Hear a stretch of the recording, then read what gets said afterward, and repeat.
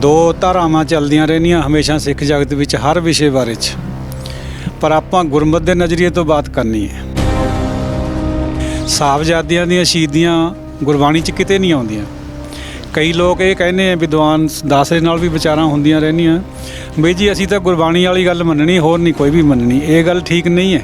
गुरबाणी वाली मन्नो, जम मन्नो, सही है वो, पर गुरबाणी दे विचों जिहड़ी गुरमत पैदा हुई है उहनूं आपां नकारांगे किवें? क्या साहबजादियां दी शहीदी नूं मन्नांगे नहीं? और गुरमत का एक नज़रिया भी हैगा भी एक हद तक दबो, एक हद तक बर्दाश्त कर लो, एक दो बार जे नहीं बंदा हटदा फिर खंडे नूं हत्थ ले जाओ।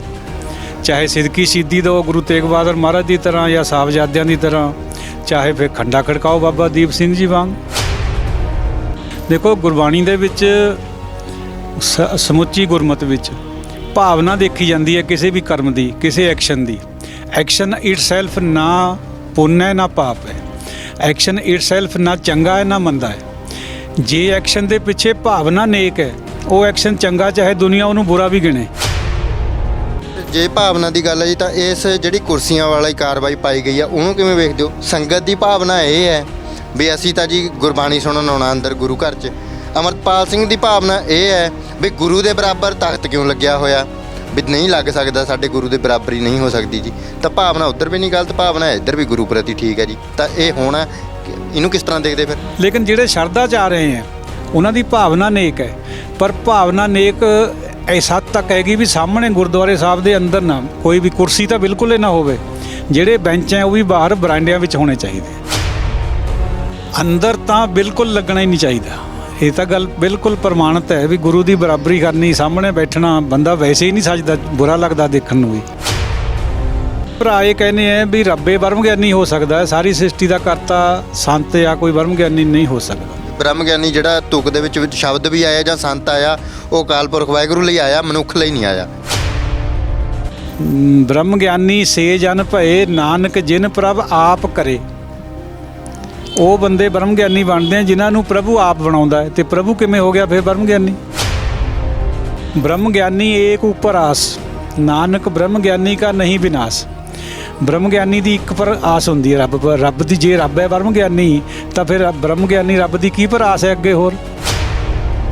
इस युग में को विरला ब्रह्म ज्ञानी जे हौमै मेट समाए। बिरला कोई ब्रह्म ज्ञानी है, रब तो बिरला नहीं है, वो तो इको एक है, वो तो दूजा है ही नहीं कोई होर। भन मथरा कछ भेत नहीं, भेद नहीं गुरु अर्जन प्रतख हर। गल देखने नूं तो ये लगता भी गुरु अर्जन जी प्रतख हर हैं, पर जब टोटैलिटी सामने रखांगे सारी गुरबाणी की फिर समझ आ जाऊगी भी इसका मतलब है भी गुरु अर्जन जी परमात्मा का प्रतख रूप है। ये अकाल पुरख नहीं है, अकाल पुरख का रूप ने, अकाल पुरख का रूप है। गुरु दशमेश जी ने तो फिर ये गल नूं बिल्कुल ही क्लीयर कर दिता होया, जो हमको परमेश्वर उचरें ते सब नरक कुंड में परें, भी जिहड़े सानू परमेश्वर कहूँगे नरकां दे कुंड में जाणगे। वो ये जिहड़ी डेरेदारी है इन्हां ने बड़ी ढाल लाई है सिख धर्म नूं, भावें सिख समझण या ना समझण, क्योंकि लोग इन्हां नाल भी बहुत जुड़े हुए हैं। कबीर गुरु गोबिंद दोनों खड़े कांके लागों पाए, हौं बलिहारी गुर अपने जिन गोबिंद दियो मिलाए। एक कबीर जी के नाम हेठ किसी डेरियां द्वारा प्रचार तुक करी जाती है, हालांकि गुरबाणी च तुक है नहीं।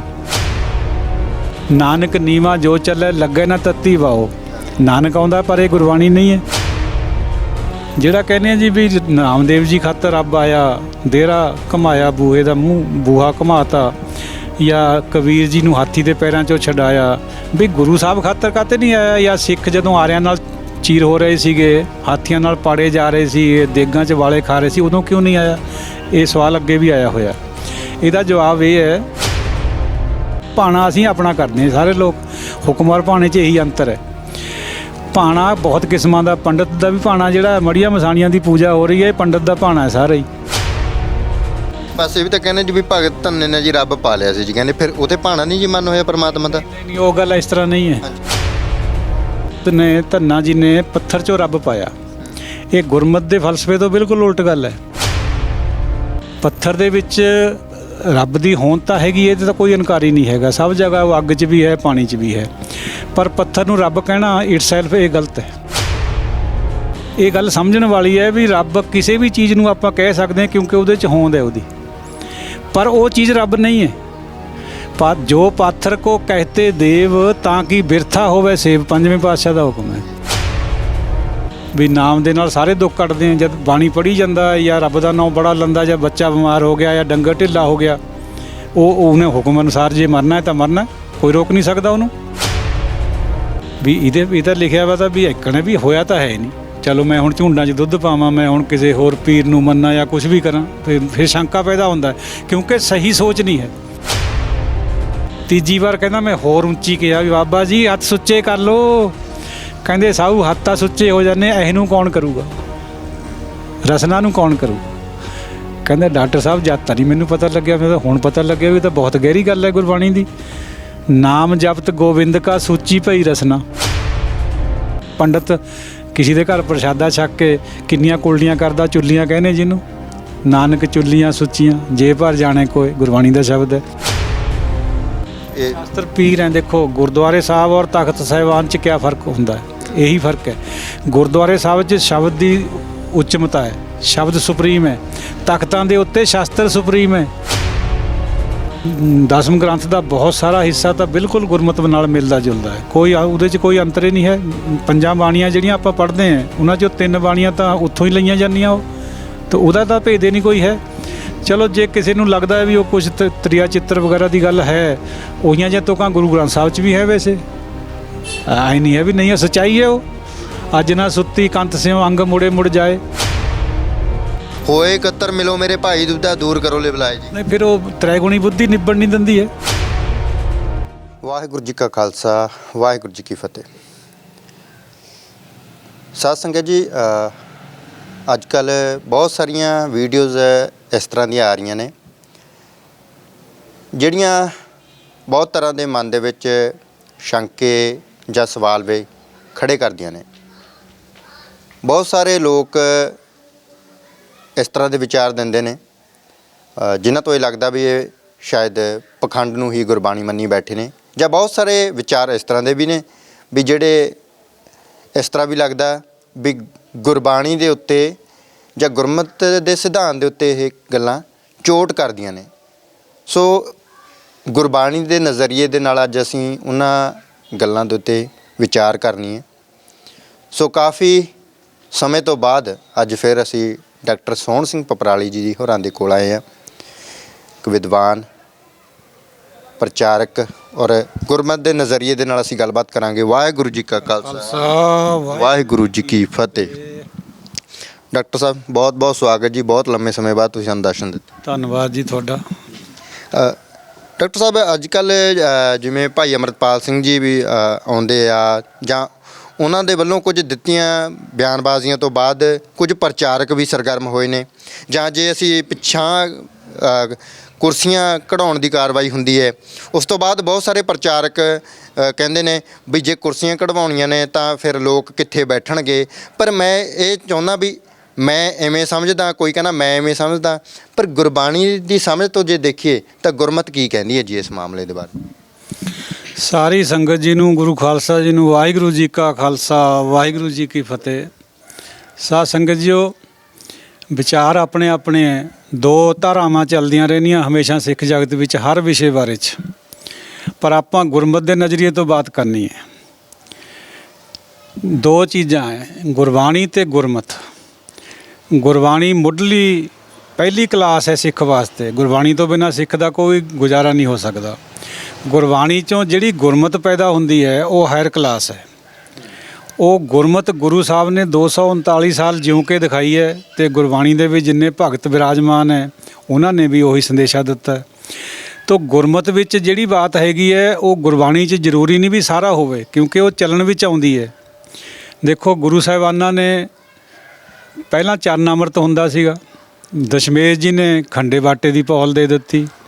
ਤੋ ਗੁਰਬਾਣੀ ਵਿੱਚ ਤਾਂ ਕਿਤੇ ਜ਼ਿਕਰ ਨਹੀਂ ਆਉਂਦਾ ਖੰਡੇ ਬਾਟੇ ਦੀ ਪੌਲ ਦਾ। ਇਹਦਾ ਮਤਲਬ ਇਹ ਤਾਂ ਨਹੀਂ ਹੈ ਵੀ ਅਸੀਂ ਨਾ ਮੰਨੀਏ, ਇਹ ਗੁਰਮਤ ਹੈ। ਸਾਹਿਬਜ਼ਾਦਿਆਂ ਦੀਆਂ ਸ਼ਹੀਦੀਆਂ ਗੁਰਬਾਣੀ 'ਚ ਕਿਤੇ ਨਹੀਂ ਆਉਂਦੀਆਂ। ਕਈ ਲੋਕ ਇਹ ਕਹਿੰਦੇ ਆ, ਵਿਦਵਾਨ ਦਾਸਰੇ ਨਾਲ ਵੀ ਵਿਚਾਰਾਂ ਹੁੰਦੀਆਂ ਰਹਿੰਦੀਆਂ ਬਈ ਜੀ ਅਸੀਂ ਤਾਂ ਗੁਰਬਾਣੀ ਵਾਲੀ ਗੱਲ ਮੰਨਣੀ, ਹੋਰ ਨਹੀਂ ਕੋਈ ਵੀ ਮੰਨਣੀ। ਇਹ ਗੱਲ ਠੀਕ ਨਹੀਂ ਹੈ। ਗੁਰਬਾਣੀ ਵਾਲੀ ਮੰਨੋ, ਜੰਮ ਮੰਨੋ, ਸਹੀ ਹੈ ਉਹ, ਪਰ ਗੁਰਬਾਣੀ ਦੇ ਵਿੱਚੋਂ ਜਿਹੜੀ ਗੁਰਮਤ ਪੈਦਾ ਹੋਈ ਹੈ ਉਹਨੂੰ ਆਪਾਂ ਨਕਾਰਾਂਗੇ ਕਿਵੇਂ? ਕਿਆ ਸਾਹਿਬਜ਼ਾਦਿਆਂ ਦੀ ਸ਼ਹੀਦੀ ਨੂੰ ਮੰਨਾਂਗੇ ਨਹੀਂ? ਗੁਰਮਤ ਹੈ। ਔਰ ਗੁਰਮਤਿ ਦਾ ਇੱਕ ਨਜ਼ਰੀਆ ਵੀ ਹੈਗਾ ਵੀ ਇੱਕ ਹੱਦ ਤੱਕ ਦਬੋ, ਇੱਕ ਹੱਦ ਤੱਕ ਬਰਦਾਸ਼ਤ ਕਰ ਲਓ, ਇੱਕ ਦੋ ਵਾਰ ਜੇ ਨਹੀਂ ਬੰਦਾ ਹਟਦਾ ਫਿਰ ਖੰਡੇ ਨੂੰ ਹੱਥ ਲੈ ਜਾਓ, ਚਾਹੇ ਸਿੱਧਕੀ ਸ਼ਹੀਦੀ ਦਿਓ ਗੁਰੂ ਤੇਗ ਬਹਾਦਰ ਮਹਾਰਾਜ ਦੀ ਤਰ੍ਹਾਂ ਜਾਂ ਸਾਹਿਬਜ਼ਾਦਿਆਂ ਦੀ ਤਰ੍ਹਾਂ, ਚਾਹੇ ਫਿਰ ਖੰਡਾ ਖੜਕਾਓ ਬਾਬਾ ਦੀਪ ਸਿੰਘ ਜੀ ਵਾਂਗ, ਛੇਵੇਂ ਪਾਤਸ਼ਾਹ ਵਾਂਗ। ਔਰ ਸਿੱਖ ਨੂੰ ਤਾਂ ਹਮੇਸ਼ਾ ਹੀ ਗੁਰਬਾਣੀ ਔਰ ਗੁਰਮਤਿ ਨੂੰ ਪਰਨਾਇਆ ਰਹਿਣਾ ਚਾਹੀਦਾ ਹੈ। ਇਹਨਾਂ ਦੇ ਵਿੱਚ ਥੋੜ੍ਹਾ ਜਿਹਾ ਭੇਦ ਹੈ, ਜੇ ਇਸ ਗੱਲ ਦੀ ਸਮਝ ਆ ਜਾਏ ਬੰਦੇ ਨੂੰ ਤਾਂ ਸਿੱਖ ਜਗਤ ਦੇ ਅੱਧੇ ਕਿਤੇ ਜ਼ਿਆਦਾ ਰੌਲੇ ਤਾਂ ਵੈਸੇ ਹੀ ਠੀਕ ਹੋ ਸਕਦੇ ਆ। ਜਿਹੜਾ ਹੁਣ ਵਿਦਵਾਨ ਇਹ ਕਹੀ ਜਾਂਦੇ ਨਾ ਵੀ ਅਸੀਂ ਤਾਂ ਗੁਰਬਾਣੀ ਤੋਂ ਬਾਹਰ ਨਹੀਂ ਜਾਣਾ ਜੀ, ਗੁਰਬਾਣੀ ਦੀ ਵੀ ਜਿਹੜੀ ਵਿਚਲੀ ਗੱਲ ਹੈ, ਜਿਹੜਾ ਇੰਪਲਾਈਡ ਮੀਨਿੰਗ ਹੈ ਜਿਹਨੂੰ ਬੁੱਝਣਾ ਕਹਿੰਦੇ, ਉਹਦੀ ਵੀ ਸਮਝ ਨਹੀਂ ਹੈ। ਦੇਖੋ ਗੁਰਬਾਣੀ ਦੇ ਵਿੱਚ ਸਮੁੱਚੀ ਗੁਰਮਤਿ ਵਿੱਚ ਭਾਵਨਾ ਦੇਖੀ ਜਾਂਦੀ ਹੈ ਕਿਸੇ ਵੀ ਕਰਮ ਦੀ, ਕਿਸੇ ਐਕਸ਼ਨ ਦੀ। ਐਕਸ਼ਨ ਇਟਸੈਲਫ ਨਾ ਪੁੰਨ ਹੈ ਨਾ ਪਾਪ ਹੈ, ਐਕਸ਼ਨ ਇਟਸੈਲਫ ਨਾ ਚੰਗਾ ਹੈ ਨਾ ਮੰਦਾ ਹੈ। ਜੇ ਐਕਸ਼ਨ ਦੇ ਪਿੱਛੇ ਭਾਵਨਾ ਨੇਕ ਹੈ, ਉਹ ਐਕਸ਼ਨ ਚੰਗਾ, ਚਾਹੇ ਦੁਨੀਆ ਉਹਨੂੰ ਬੁਰਾ ਵੀ ਗਿਣੇ। ਜੇ ਐਕਸ਼ਨ ਮਾੜਾ, ਜੇ ਐਕਸ਼ਨ ਦੇਖਣ ਨੂੰ ਚੰਗਾ ਲੱਗਦਾ, ਭਾਵਨਾ ਗਲਤ ਹੈ ਪਿੱਛੇ, ਹਾਂ ਕਾਮ ਕ੍ਰੋਧ ਦੀ ਹੈ, ਹਉਮੈ ਦੀ ਹੈ, ਕਿਸੇ ਵੀ ਕਿਸਮ ਦੀ ਹੈ, ਲੋਭ ਦੀ ਹੈ, ਉਹ ਮਾੜਾ ਐਕਸ਼ਨ ਹੈ, ਉਹਨੂੰ ਗੁਰਬਾਣੀ ਪ੍ਰਵਾਨ ਨਹੀਂ ਕਰਦੀ। ਜਿਵੇਂ ਕਿ ਇਤਿਹਾਸ ਚੋਂ ਕੋਈ ਉਦਾਹਰਨ ਮਿਲਦੀ ਹੋਵੇ ਜੀ। ਇਤਿਹਾਸ ਵਿੱਚ ਐਸੀਆਂ ਮਿਸਾਲਾਂ ਹੈਗੀਆਂ ਨੇ ਜੀ। ਦੇਖੋ ਚੋਰੀ ਕਰਨਾ ਬਹੁਤ ਸਾਰੇ ਧਰਮਾਂ ਦੇ ਵਿੱਚ ਉਹਨੂੰ ਜੁਰਮ ਸਮਝਿਆ ਜਾਂਦਾ ਹੈ, ਪਾਪ ਸਮਝਿਆ ਜਾਂਦਾ ਹੈ। ਗੁਰਬਾਣੀਕਾਰਾਂ ਦਾ ਨਜ਼ਰੀਆ ਐਸਾ ਨਹੀਂ ਹੈ। ਉਹ ਇਹ ਹੈ ਵੀ ਦੇਖੋ ਚੋਰੀ ਕਿਸੇ ਹੱਕਦਾਰ ਬੰਦੇ ਦਾ ਹੱਕ ਖੋਣਾ ਉਹ ਤਾਂ ਬਹੁਤ ਬੁਰੀ ਗੱਲ ਹੈ, ਉਹ ਪਾਪ ਹੈ। ਲੇਕਿਨ ਜਿਹੜਾ ਪਾਪੀ ਜਾਂ ਲੁਟੇਰਾ ਲੋਕਾਂ ਨੂੰ ਲੁੱਟਦਾ ਹੋਵੇ, ਉਹਨੂੰ ਲੁੱਟ ਕੇ ਲੋਕਾਂ 'ਚ ਵੰਡ ਦੇਣਾ, ਇਹ ਸਗੋਂ ਪੁੰਨ ਹੈ, ਭਾਵੇਂ ਉਹਨਾਂ ਦੀ ਨਿਗਾਹ ਵਿੱਚ ਉਹ ਵੀ ਲੁੱਟਣਾ ਜਾਂ ਚੋਰੀ ਹੈ। ਛੇਵੇਂ ਪਾਤਸ਼ਾਹ ਨੇ ਥਾਪੜਾ ਦੇ ਕੇ ਭਾਈ ਬਿਧੀ ਚੰਦ ਜੀ ਤੋਂ ਘੋੜੇ ਕਿਲੇ 'ਚੋਂ ਵਾਪਸ ਮੰਗਵਾਏ, ਲਾਹੌਰ ਤੋਂ ਕੋਤਵਾਲ ਨੇ ਖੋਲ੍ਹੇ ਸੀ। ਭਾਈ ਸਾਧ ਜੀ ਨਾਂ ਦਾ ਕੋਈ ਵਿਅਕਤੀ ਲਈ ਆ ਰਿਹਾ ਸੀ ਘੋੜੇ ਗੁਰੂ ਸਾਹਿਬ ਖਾਤਰ। ਜਦੋਂ ਛੇਵੇਂ ਪਾਤਸ਼ਾਹ ਨੇ ਫਰਮਾਨ ਜਾਰੀ ਕਰਿਆ ਸੀ ਵੀ ਚੰਗੀਆਂ ਜਵਾਨੀਆਂ ਭੇਂਟ ਕਰੋ, ਘੋੜੇ ਕਰੋ, ਸ਼ਾਸਤਰ ਚੰਗੇ ਪੇਸ਼ ਕਰੋ, ਭੇਂਟ ਕਰੋ, ਤਾਂ ਉਹ ਥਾਪੜਾ ਦੇ ਕੇ ਗੁਰੂ ਸਾਹਿਬ ਨੇ ਬਾਹਰ ਕਢਾਇਆ। ਪਰ ਮੁਸਲਮਾਨਾਂ ਦੀ ਨਿਗਾਹ ਵਿੱਚ ਉਹ ਚੋਰੀ ਸੀਗੀ। ਗੁਰੂ ਸਾਹਿਬ ਨੇ ਉਹਨੂੰ ਪੁੰਨ ਬਣ ਕੇ, ਆਪਾਂ ਸਮਝਦੇ ਹਾਂ ਵੀ ਉਹ ਚੰਗਾ ਕਰਮ ਸੀਗਾ, ਕਿਉਂਕਿ ਗੁਰੂ ਸਾਹਿਬ ਦੇ ਘੋੜੇ ਸੀਗੇ, ਉਹਨੇ ਤਾਂ ਖੋਲ੍ਹੇ ਸੀਗੇ। ਤਾਂ ਲੁਟੇਰੇ ਨੂੰ ਲੁੱਟਣਾ ਪੁੰਨ ਹੈ ਗੁਰਬਾਣੀ ਦੇ ਨੁਕਤਾ ਨਿਗਾਹ ਤੋਂ। ਜਿਵੇਂ ਅਬਦਾਲੀ ਬੀਬੀਆਂ ਨੂੰ ਲਈ ਜਾ ਰਿਹਾ ਸੀ 2200 ਨੂੰ, ਮਰੱਟਾ ਜਦੋਂ 1761 ਦੇ ਵਿੱਚ ਪਾਣੀਪਤ ਦੀ ਲੜਾਈ ਹੋਈ ਹੈ, ਮਰੱਟਿਆਂ ਦੀ ਹਾਰ ਹੋਈ ਹੈ, ਉਹ ਬੀਬੀਆਂ ਪਲੱਸ ਹੀਰੇ ਮੋਤੀ ਜਵਾਹਰਾਤ ਲੁੱਟ ਕੇ ਲਈ ਜਾ ਰਿਹਾ ਸੀ।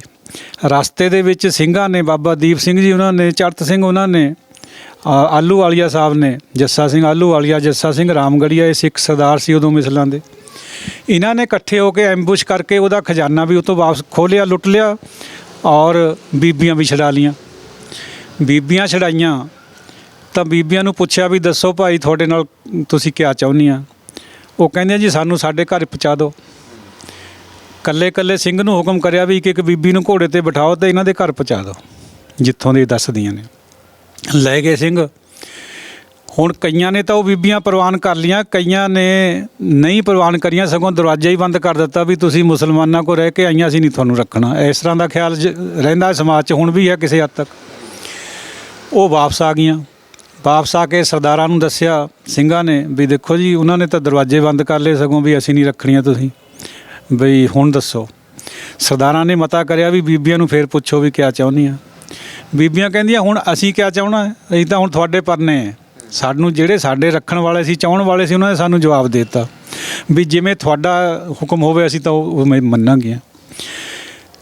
ਤੋ ਸ਼ਰਨ ਆ ਗਈਆਂ। ਉਹ ਹੁਣ ਸ਼ਰਨ ਆਈਆਂ ਤਾਂ ਖਾਲਸੇ ਨੇ ਬੈਠ ਕੇ ਮਤਾ ਪਾਸ ਕਰਿਆ, ਬਾਬਾ ਦੀਪ ਸਿੰਘ ਜੀ ਉਹਨਾਂ ਨੇ, ਵੀ ਭਾਈ ਦੇਖੋ ਜਿਹੜਾ ਸ਼ਰਨ ਆ ਜਾਏ, ਜੋ ਸ਼ਰਨ ਆਵੇ ਤਿਸ ਕੰਠ ਲਾਵੇ, ਇਹ ਬਿਰਧ ਸੁਆਮੀ ਸੰਦਾ।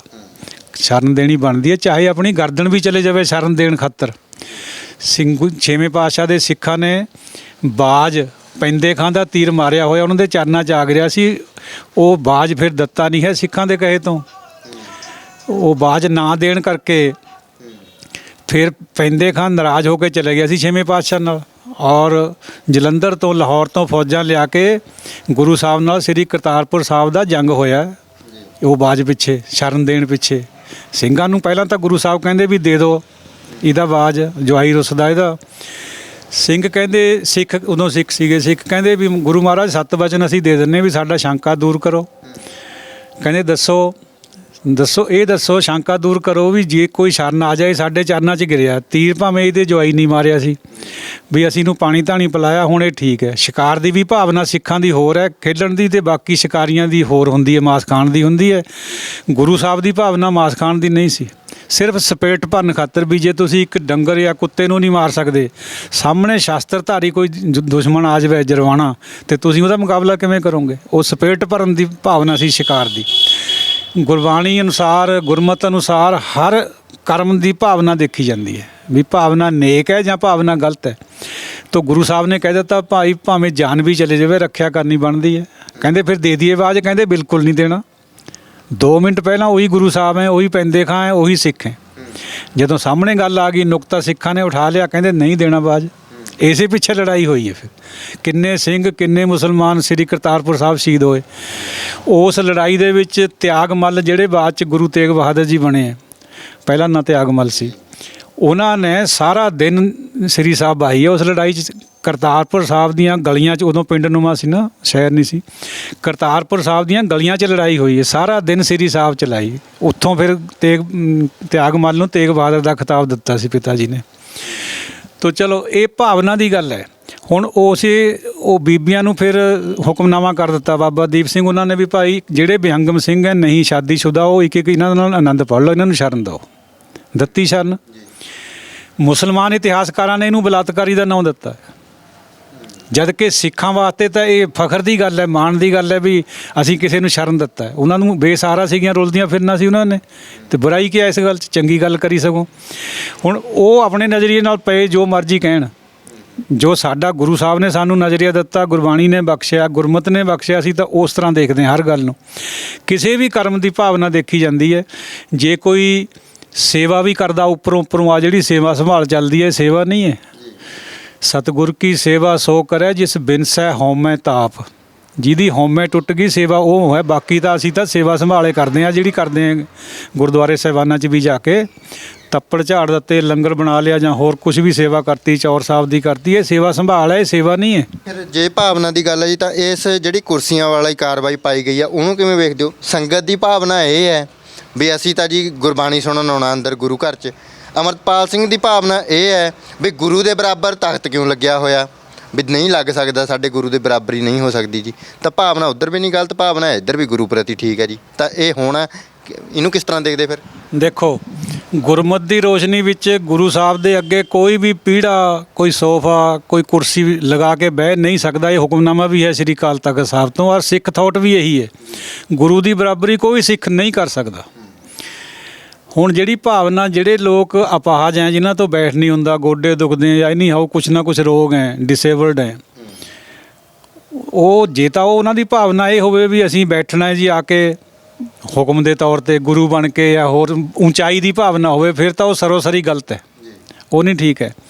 ਲੇਕਿਨ ਜਿਹੜੇ ਸ਼ਰਧਾ 'ਚ ਆ ਰਹੇ ਹੈ ਉਹਨਾਂ ਦੀ ਭਾਵਨਾ ਨੇਕ ਹੈ, ਪਰ ਭਾਵਨਾ ਨੇਕ ਇਸ ਹੱਦ ਤੱਕ ਹੈਗੀ ਵੀ ਸਾਹਮਣੇ ਗੁਰਦੁਆਰੇ ਸਾਹਿਬ ਦੇ ਅੰਦਰ ਨਾ ਕੋਈ ਵੀ ਕੁਰਸੀ ਤਾਂ ਬਿਲਕੁਲ ਹੀ ਨਾ ਹੋਵੇ। ਜਿਹੜੇ ਬੈਂਚ ਹੈ ਉਹ ਵੀ ਬਾਹਰ ਬਰਾਂਡਿਆਂ ਵਿੱਚ ਹੋਣੇ ਚਾਹੀਦੇ। ਬਰਾਂਡਿਆਂ ਵਿੱਚ ਬੈਂਚ ਜ਼ਰੂਰ ਲਗਾ ਦਿਓ, ਕਿਉਂਕਿ ਭਾਵਨਾ ਤਾਂ ਨੇਕ ਹੈ। ਉਹ ਕਿਹੜਾ ਗੁਰੂ ਸਾਹਿਬ ਦੀ ਬਰਾਬਰੀ ਕਰਨਾ ਉਹਨੇ, ਉਹ ਤਾਂ ਸਗੋਂ ਨਤਮਸਤਕ ਹੋਣਾ ਉਹਨੇ। ਖੜੇ ਹੋ ਕੇ ਨਮਸਕਾਰ ਤਾਂ ਉਹ ਕਰ ਲੈਂਦੇ, ਬਹਿ ਨਹੀਂ ਸਕਦੇ, ਕਿਆ ਕਰਨ ਉਹ? ਅਸੀਂ ਡਾਕਟਰ ਹਾਂ, ਸਾਨੂੰ ਪਤਾ ਇਸ ਗੱਲ ਦਾ ਵੀ ਕਿੰਨੇ ਤਕਲੀਫ ਹੁੰਦੀ ਹੈ। ਆ ਚੱਪਲ ਜਿਹਨੂੰ ਕਹਿੰਦੇ ਆਪਾਂ ਚੌਂਕੜੀ, ਇਹ ਨਹੀਂ ਵੱਜਦੀ ਉਹਨਾਂ ਤੋਂ, ਜਾਂ ਲੱਤਾਂ ਨਸਾਲ ਕੇ ਬੈਠਦੇ ਆ। ਫਿਰ ਇਹ ਜਿਹੜੇ ਆਪਾਂ ਗੁਰੂ ਦੇ ਦਰਬਾਰ ਦੇ ਵਿੱਚ ਅੰਦਰ ਜਾਂ ਬਾਹਰ ਬੈਠ ਕੇ, ਤੁਸੀਂ ਕਿਹਾ ਵੀ ਬਾਹਰ ਲਾ ਲਓ, ਚਲੋ ਬੈਂਚ ਬਰਾਂਡੇ 'ਚ ਰੱਖ ਦਿਓ, ਉੱਥੇ ਬੈਠ ਜਾਓ ਜੇ ਨਹੀਂ ਬੈਠ ਹੁੰਦਾ, ਪਰ ਜਿਹੜੇ ਅੰਦਰ ਹੋ ਗਏ ਇਹ ਇੱਕ ਅਚੇਤ ਪਾਪ ਆ ਜੀ। ਜਿਹੜੇ ਅਚੇਤ ਪਾਪ ਤੋਂ ਡਰਨ ਦੀ ਗੱਲ ਕਹੀ ਹੈ ਗੁਰੂ ਸਾਹਿਬ ਨੇ, ਅੰਦਰ ਤਾਂ ਬਿਲਕੁਲ ਲੱਗਣਾ ਹੀ ਨਹੀਂ ਚਾਹੀਦਾ। ਇਹ ਤਾਂ ਗੱਲ ਬਿਲਕੁਲ ਪ੍ਰਮਾਣਿਤ ਹੈ ਵੀ ਗੁਰੂ ਦੀ ਬਰਾਬਰੀ ਕਰਨੀ, ਸਾਹਮਣੇ ਬੈਠਣਾ, ਬੰਦਾ ਵੈਸੇ ਹੀ ਨਹੀਂ ਸੱਜਦਾ, ਬੁਰਾ ਲੱਗਦਾ ਦੇਖਣ ਨੂੰ ਵੀ, ਨਹੀਂ ਬੈਠਣਾ ਚਾਹੀਦਾ। ਇਹ ਗੁਰਮਤਾ ਵੀ ਹੈ ਇਸ ਤਰ੍ਹਾਂ ਦਾ ਹੁਕਮ। ਪ੍ਰਚਾਰਕ ਇਹ ਵੀ ਤਾਂ ਦਲੀਲ ਦੇ ਰਿਹਾ ਜੀ, ਉਹ ਕਹਿੰਦੇ 6 ਫੁੱਟ ਉੱਚਾ ਹੋ ਗਿਆ ਗੁਰੂ ਗ੍ਰੰਥ ਸਾਹਿਬ ਮਹਾਰਾਜ, 2 ਫੁੱਟ ਉੱਚਾ ਕੋਈ ਮੇਜ਼ ਰੱਖਤਾ ਜੀ, ਤਾਂ ਵੀ ਬਰਾਬਰੀ ਕਿਵੇਂ ਹੋਗੀ ਜੀ? 4 ਫੁੱਟ ਤਾਂ ਹਲੇ ਵੀ ਨਹੀਂ। ਪਰ ਇਹ ਵੀ ਗੱਲ ਨਾ ਵੀ ਸਾਹਮਣੇ ਕੁਰਸੀ ਜਿਹੜਾ ਇੱਕ ਸਿੰਬਲ ਹੈ ਸ਼ਕਤੀ ਦਾ ਜਾਂ ਤਾਕਤ ਦਾ, ਕੁਰਸੀ ਸਾਹਮਣੇ ਰੱਖਣੀ ਤਾਂ ਬਹੁਤ ਬੁਰੀ ਗੱਲ ਹੈ ਗੁਰੂ ਸਾਹਿਬ ਦੇ ਅੱਗੇ। ਬੈਂਚ ਤਾਂ ਚਲੋ ਸੋਚਿਆ ਜਾ ਸਕਦਾ, ਉਹ ਵੀ ਬਾਹਰ ਬਰਾਂਡੇ 'ਚ। ਪਰ ਗੁਰੂ ਦਾ ਹੀ ਰੂਪ ਸੰਗਤ ਹੈ ਜੀ, ਸੰਗਤ ਤੇ ਤਾਂ 2 ਫੁੱਟ ਉੱਪਰੇ ਹੋ ਗਿਆ ਉਹ ਬੰਦਾ। ਨਹੀਂ, ਉਹ ਤੁਹਾਡੀ ਗੱਲ ਓਕੇ ਹੈ। ਹੋਣੀ ਚਾਹੀਦੀ ਹੈ ਸੰਗਤ ਦੀ ਵੀ ਇੱਕ ਜਿਹੜੀ ਉਹਦੀ ਭਾਵਨਾ ਉਹ ਤਾਂ ਨੇਕ ਹੈਗੀ, ਇਹਦੇ ਤਾਂ ਕੋਈ ਡਾਊਟ ਹੈ ਨਹੀਂ, ਹੈ ਨਾ। ਪਰ ਗੁਰੂ ਸਾਹਿਬ ਦੀ ਸਰਬੱਤਤਾ ਵੀ ਦੇਖਣੀ, ਉਹ ਸਭ ਤੋਂ ਉੱਚੇ ਹੈ, ਉਹਨਾਂ ਦਾ ਸਤਿਕਾਰ ਵੀ ਉੱਕਣੇ ਰੱਖਣਾ ਅਸੀਂ। ਇਸ ਕਰਕੇ ਸਾਹਮਣੇ ਨਾ ਰੱਖੇ ਜਿਵੇਂ ਦਾਸਰੇ ਦਾ ਆਪਣਾ ਮੱਤ ਹੈ ਇਹ ਜਿਹੜਾ ਗੁਰਬਾਣੀ 'ਚੋਂ ਪੈਦਾ ਹੋਇਆ ਬਈ ਬਾਹਰ ਬਰਾਂਡੇ ਕੋਈ ਨਾ ਕੋਈ ਕਮਰਾ ਹੁੰਦਾ ਹੀ ਹੈ, ਬਰਾਂਡੇ ਵਗੈਰਾ, ਉੱਥੇ ਉਹ ਵੀ ਲੱਗ ਸਕਦੇ ਜਿਹੜੇ ਉੱਚੀ ਆਵਾਜ਼ ਕਰ ਦਿੰਦੇ ਨਾ, ਉਹ ਉਸ ਤਰ੍ਹਾਂ ਲਾਇਆ ਜਾ ਸਕਦਾ। ਸੁਣ ਨਹੀਂ ਹੁੰਦਾ, ਦਰਸ਼ਨ ਤਾਂ ਉਹ ਖੜ ਕੇ ਕਰਿਆ ਉਹਨੇ ਅੰਦਰ, ਜਿਹੜੇ ਅਪਾਹਜ ਲੋਕ ਨਹੀਂ ਜਿਨ੍ਹਾਂ ਤੋਂ ਬੈਠ ਹੁੰਦਾ, ਦਰਸ਼ਨ ਖੜ ਕੇ ਕਰ ਲੈਂਦੇ, ਹੇਠਾਂ ਨਹੀਂ ਝੁਕ ਹੁੰਦਾ ਉਹਨਾਂ ਤੋਂ। ਬਾਹਰ ਜਾ ਕੇ ਸੁਣਨਾ ਹੀ ਹੁੰਦਾ, ਬਾਹਰ ਸੁਣ ਸਕਦੇ। ਇਹਦੇ ਨਾਲ ਦੋਹੇ ਗੱਲਾਂ ਹੱਲ ਹੁੰਦੀਆਂ। ਭਾਈ ਅਮਰਤਪਾਲ ਸਿੰਘ ਵੀ ਗਲਤ ਨਹੀਂ ਹੈ, ਸਹੀ ਕਹਿ ਰਹੇ ਹੋ, ਅਤੇ ਜਿਹੜੇ ਦੂਜੇ ਭਾਵਨਾ ਸੰਗਤ ਦੀ ਦੇਖ ਰਹੇ ਆ ਗਲਤ, ਉਹ ਵੀ ਨਹੀਂ ਹੈ। ਇਸ ਕਰਕੇ ਇਹ ਇਨ ਬਿਟਵੀਨ ਗੱਲ ਹੈ, ਵਿਚਾਲੇ ਦੀ ਗੱਲ ਹੈ, ਇਹਦਾ ਹੱਲ ਇੱਕਣ ਹੋ ਸਕਦਾ ਹੈ। ਕੋਈ ਇਹਦੇ 'ਚ ਲੜਾਈ ਝਗੜੇ ਵਾਲੀ ਕੋਈ ਗੱਲ ਨਹੀਂ ਹੈ। ਵੈਸੇ ਵੀ ਸਿੱਖ ਇਤਿਹਾਸ ਹੈ, ਇੱਕ ਵਾਰੀ ਸ਼੍ਰੀ ਅਕਾਲ ਤਖ਼ਤ ਸਾਹਿਬ ਦੇ ਜਥੇਦਾਰ ਨੇ ਚਾਪਲੂਸੀ ਦੇ ਵਿੱਚ ਕੋਈ ਪ੍ਰਿੰਸ ਆਇਆ ਸੀਗਾ ਇੰਗਲੈਂਡ ਦਾ ਇੱਥੇ ਪੰਜਾਬ 'ਚ, ਉਹਦੇ ਉੱਪਰ ਗੁਰੂ ਸਾਹਿਬ ਨੂੰ ਚੜ੍ਹਾਈ ਹੋਈ ਚਾਨਣੀ ਉੱਪਰ ਲਗਾਤੀ ਸੀ, ਉਹਦੇ ਚਾਪਲੂਸੀ ਕਰੀ ਵੀ ਇਹ ਬਾਦਸ਼ਾਹ ਦਾ ਲੜਕਾ ਹੈ ਜਾਂ ਬੜਾ ਹੈ। ਤੋ ਉਹ ਬਾਅਦ ਵਿੱਚ ਉਹ ਚਾਨਣੀ ਫਿਰ ਜਦੋਂ ਅੰਦਰ ਹਰਿਮੰਦਰ ਸਾਹਿਬ 'ਚ ਉੱਪਰ ਲੱਗੇ ਚੰਦੋਆ ਸਾਹਿਬ ਚੜ੍ਹਾਉਣ, ਤਾਂ ਗੁਰਸਿੱਖਾਂ ਨੇ ਰੋਕ ਦਿੱਤਾ। ਕਹਿੰਦੇ ਵੀ ਇਹ ਤਾਂ ਇੱਕ ਦੁਨਿਆਵੀ ਬੰਦੇ ਦੇ ਉੱਤੇ ਪਹਿਲਾਂ ਲੱਗੀ ਹੋਈ ਹੈ, ਇਹ ਨਹੀਂ ਉਰੇ ਲੱਗ ਸਕਦੀ। ਤਿਆਰ ਹੋ ਗਏ ਉਹ ਤਾਂ, ਫਿਰ ਜਥੇਦਾਰ ਨੂੰ ਮੰਨਣੀ ਪਈ ਸੀ ਉਹ ਗੱਲ। ਫਿਰ ਉਹ ਫਿਰ ਤੋਸ਼ੇਖਾਨੇ 'ਚ ਰੱਖ ਦਿੱਤੀ ਸੀਗੀ। ਬਾਅਦ 'ਚ ਸ਼ਾਇਦ ਪਤਾ ਲੱਗਿਆ ਵੀ ਉਹ 84 ਦੇ ਵਿੱਚ ਜਦੋਂ ਲਾਇਬ੍ਰੇਰੀ ਨੂੰ ਅਗਨ ਭੇਂਟ ਹੋਇਆ, ਉਦੋਂ ਸ਼ਾਇਦ ਅਗਨ ਭੇਂਟ ਹੋ ਗਈ। ਤਾਂ ਮਤਲਬ ਗੁਰੂ ਸਾਹਿਬ ਦੀ ਕਿਸੇ ਵੀ ਆਰਟੀਕਲ ਨੂੰ ਸਿੱਖ ਨਹੀਂ ਵਰਤ ਸਕਦਾ। ਇਹ ਸਿੱਖਾਂ ਦੀ ਰਵਾਇਤ ਵੀ ਹੈ ਅਤੇ ਸਿੱਖਾਂ ਦਾ ਸਿਧਾਂਤ ਵੀ ਹੈ ਗੁਰਬਾਣੀ ਦਾ, ਕਿਉਂਕਿ ਗੁਰੂ ਵਰਗਾ ਹੋਣਾ ਹੀ ਬਹੁਤ ਗਲਤ ਸੌਖਾ ਨਹੀਂ ਹੈ। ਇਹ ਜਿਹੜੀਆਂ ਫਿਲਮਾਂ ਬਣਦੀਆਂ, ਚਾਹੇ ਕਈਆਂ ਦੀ ਭਾਵਨਾ ਤਾਂ ਇਹ ਹੁੰਦੀ ਹੈ ਵੀ ਸਿੱਖੀ ਫੈਲੇ, ਜਿਵੇਂ ਸਾਹਿਬਜ਼ਾਦਿਆਂ ਦੀ ਫਿਲਮ ਬਣੀ ਸੀਗੀ, ਲੇਕਿਨ ਕਿਸੇ ਰੂਪ ਵਿੱਚ ਇਹ ਫਿਰ ਇਹਨੇ ਗਲਤ ਰੂਪ ਅਖਤਿਆਰ ਕਰ ਜਾਣਾ ਗਾਹਾਂ ਅੱਗੇ, ਗੁਰੂਆਂ ਦੇ ਵੀ ਇਸ ਤਰ੍ਹਾਂ ਲੱਗ ਜਾਣਾ ਕਰਨ ਲੋਕਾਂ ਨੇ। ਉਹ ਨਹੀਂ ਹੈ, ਚਾਹੀਦੀ ਨਹੀਂ ਹੈ ਇਸ ਤਰ੍ਹਾਂ। ਇਸੇ ਵਿੱਚੋਂ ਜੀ ਇਹ ਮਾਮਲਾ ਫਿਰ ਟਕਸਾਲੀ ਵਰਸਸ ਮਿਸ਼ਨਰੀ ਬਣਦਾ ਹੋਇਆ ਨਜ਼ਰ ਆਉਣ ਲੱਗ ਗਿਆ ਜੀ। ਮਿਸ਼ਨਰੀ ਪ੍ਰਚਾਰਕ ਨੇ ਸਰਬਜੀਤ ਸਿੰਘ ਧੁੰਦਾ ਸਾਹਿਬ, ਜਾਂ ਫਿਰ ਅਪਗ੍ਰੇਡ ਅੱਗੇ ਹੋਰ ਉਸ ਤੋਂ ਵੀ ਉੱਪਰ ਲਾ ਲਈਏ ਰਣਜੀਤ ਸਿੰਘ ਢੱਡਰੀਆਂ ਵਾਲੇ ਵੀ ਬੋਲੇ ਆ। ਪਰ ਧੁੰਦਾ ਜੀ ਨੇ ਤਾਂ ਇਹ ਵੀ ਗੱਲ ਕਹੀ ਆ, ਉਹ ਕਹਿੰਦੇ ਫਿਰ ਜੇ ਇਹ ਗਲਤ ਆ ਫਿਰ ਉਹਨਾਂ ਨੂੰ ਕਦੋਂ ਹਟਾਓਗੇ ਜਿਹੜੇ ਬਾਬੇ ਬਣ ਕੇ ਖੁਦ ਆਪ ਗੁਰੂ ਦੀ ਬਰਾਬਰੀ ਕਰਦੇ ਆ? ਨਹੀਂ, ਉਹ ਤਾਂ ਗੱਲ ਫਿਰ ਠੀਕ ਹੈ, ਨਹੀਂ ਕਰਨ ਦੇਣੀ ਚਾਹੀਦੀ ਕਿਸੇ ਨੂੰ ਵੀ, ਪਰ ਉਹਨਾਂ ਦੀ ਹੋਲਡ ਹੈ ਨਾ ਸਿਆਸੀ, ਕਈ ਡੇਰਿਆਂ ਦੀ, ਉਹਨਾਂ ਨੂੰ ਹੱਥ ਪਾਉਣਾ ਕੋਈ ਸੌਖਾ ਨਹੀਂ। ਪਰ ਸਮਾਂ ਕੋਈ ਆ ਜਾਊਗਾ, ਖਾਲਸੇ ਦਾ ਬਿਰਦ ਹੈ, ਖਾਲਸਾ ਕਦੇ ਬਰਦਾਸ਼ਤ ਨਹੀਂ ਕਰਦਾ ਗੁਰੂ ਦੀ ਬਰਾਬਰੀ ਕੋਈ ਕਰੇ। ਕੋਈ ਸਮਾਂ ਆ ਜਾਊਗਾ ਤਾਂ ਇਹ ਗੱਲ ਵੀ ਹੋ ਜਾਏਗੀ। ਔਰ ਜਿਹੜੀ ਟਕਸਾਲਾਂ ਦੀ ਔਰ ਮਿਸ਼ਨਰੀਆਂ ਦੀ ਗੱਲ ਹੈ, ਦਾਸਰੇ ਦਾ ਦੋਹਾਂ ਪਾਸੇ ਸੰਬੰਧ ਹੈ। ਮਿਸ਼ਨਰੀ ਕਾਲਜਾਂ ਨਾਲ ਵੀ ਸੰਬੰਧ ਹੈ ਅਤੇ ਬਾਬਿਆਂ ਨਾਲ ਵੀ ਪੂਰੀ ਹੈ। ਸੰਤ ਬਾਬਾ ਨਸਮਲਪੁਰ ਵਾਲੇ ਬਾਬਾ ਅਜੀਤ ਸਿੰਘ ਜੀ ਸਾਡੇ ਏਰੀਏ ਦੇ ਹੀ, ਆਪਣੇ ਮਰਿੰਡੇ ਦੇ ਕੋਲ ਦੇ, ਉਹਨਾਂ ਨਾਲ ਵੀ ਸਾਡਾ ਬਹੁਤ ਸਾਂਝ ਰਹੀ ਹੈ। ਹੁਣ ਤਾਂ ਉਹ ਹੈ ਨਹੀਂ ਚਲੋ ਸਰੀਰਕ ਤੌਰ ਪਰ। ਉਹ ਬਹੁਤ, ਉਹਨਾਂ ਦਾ ਜਿਹੜਾ ਰਸਤਾ ਸੀ ਨਾ, ਬੈਲੈਂਸਡ ਅਪਰੋਚ ਹੁੰਦੀ ਸੀ ਹਮੇਸ਼ਾ। ਅਸੀਂ ਉਹਨਾਂ ਨੂੰ ਬਹੁਤ ਨੇੜੇ ਤੋਂ ਦੇਖਿਆ।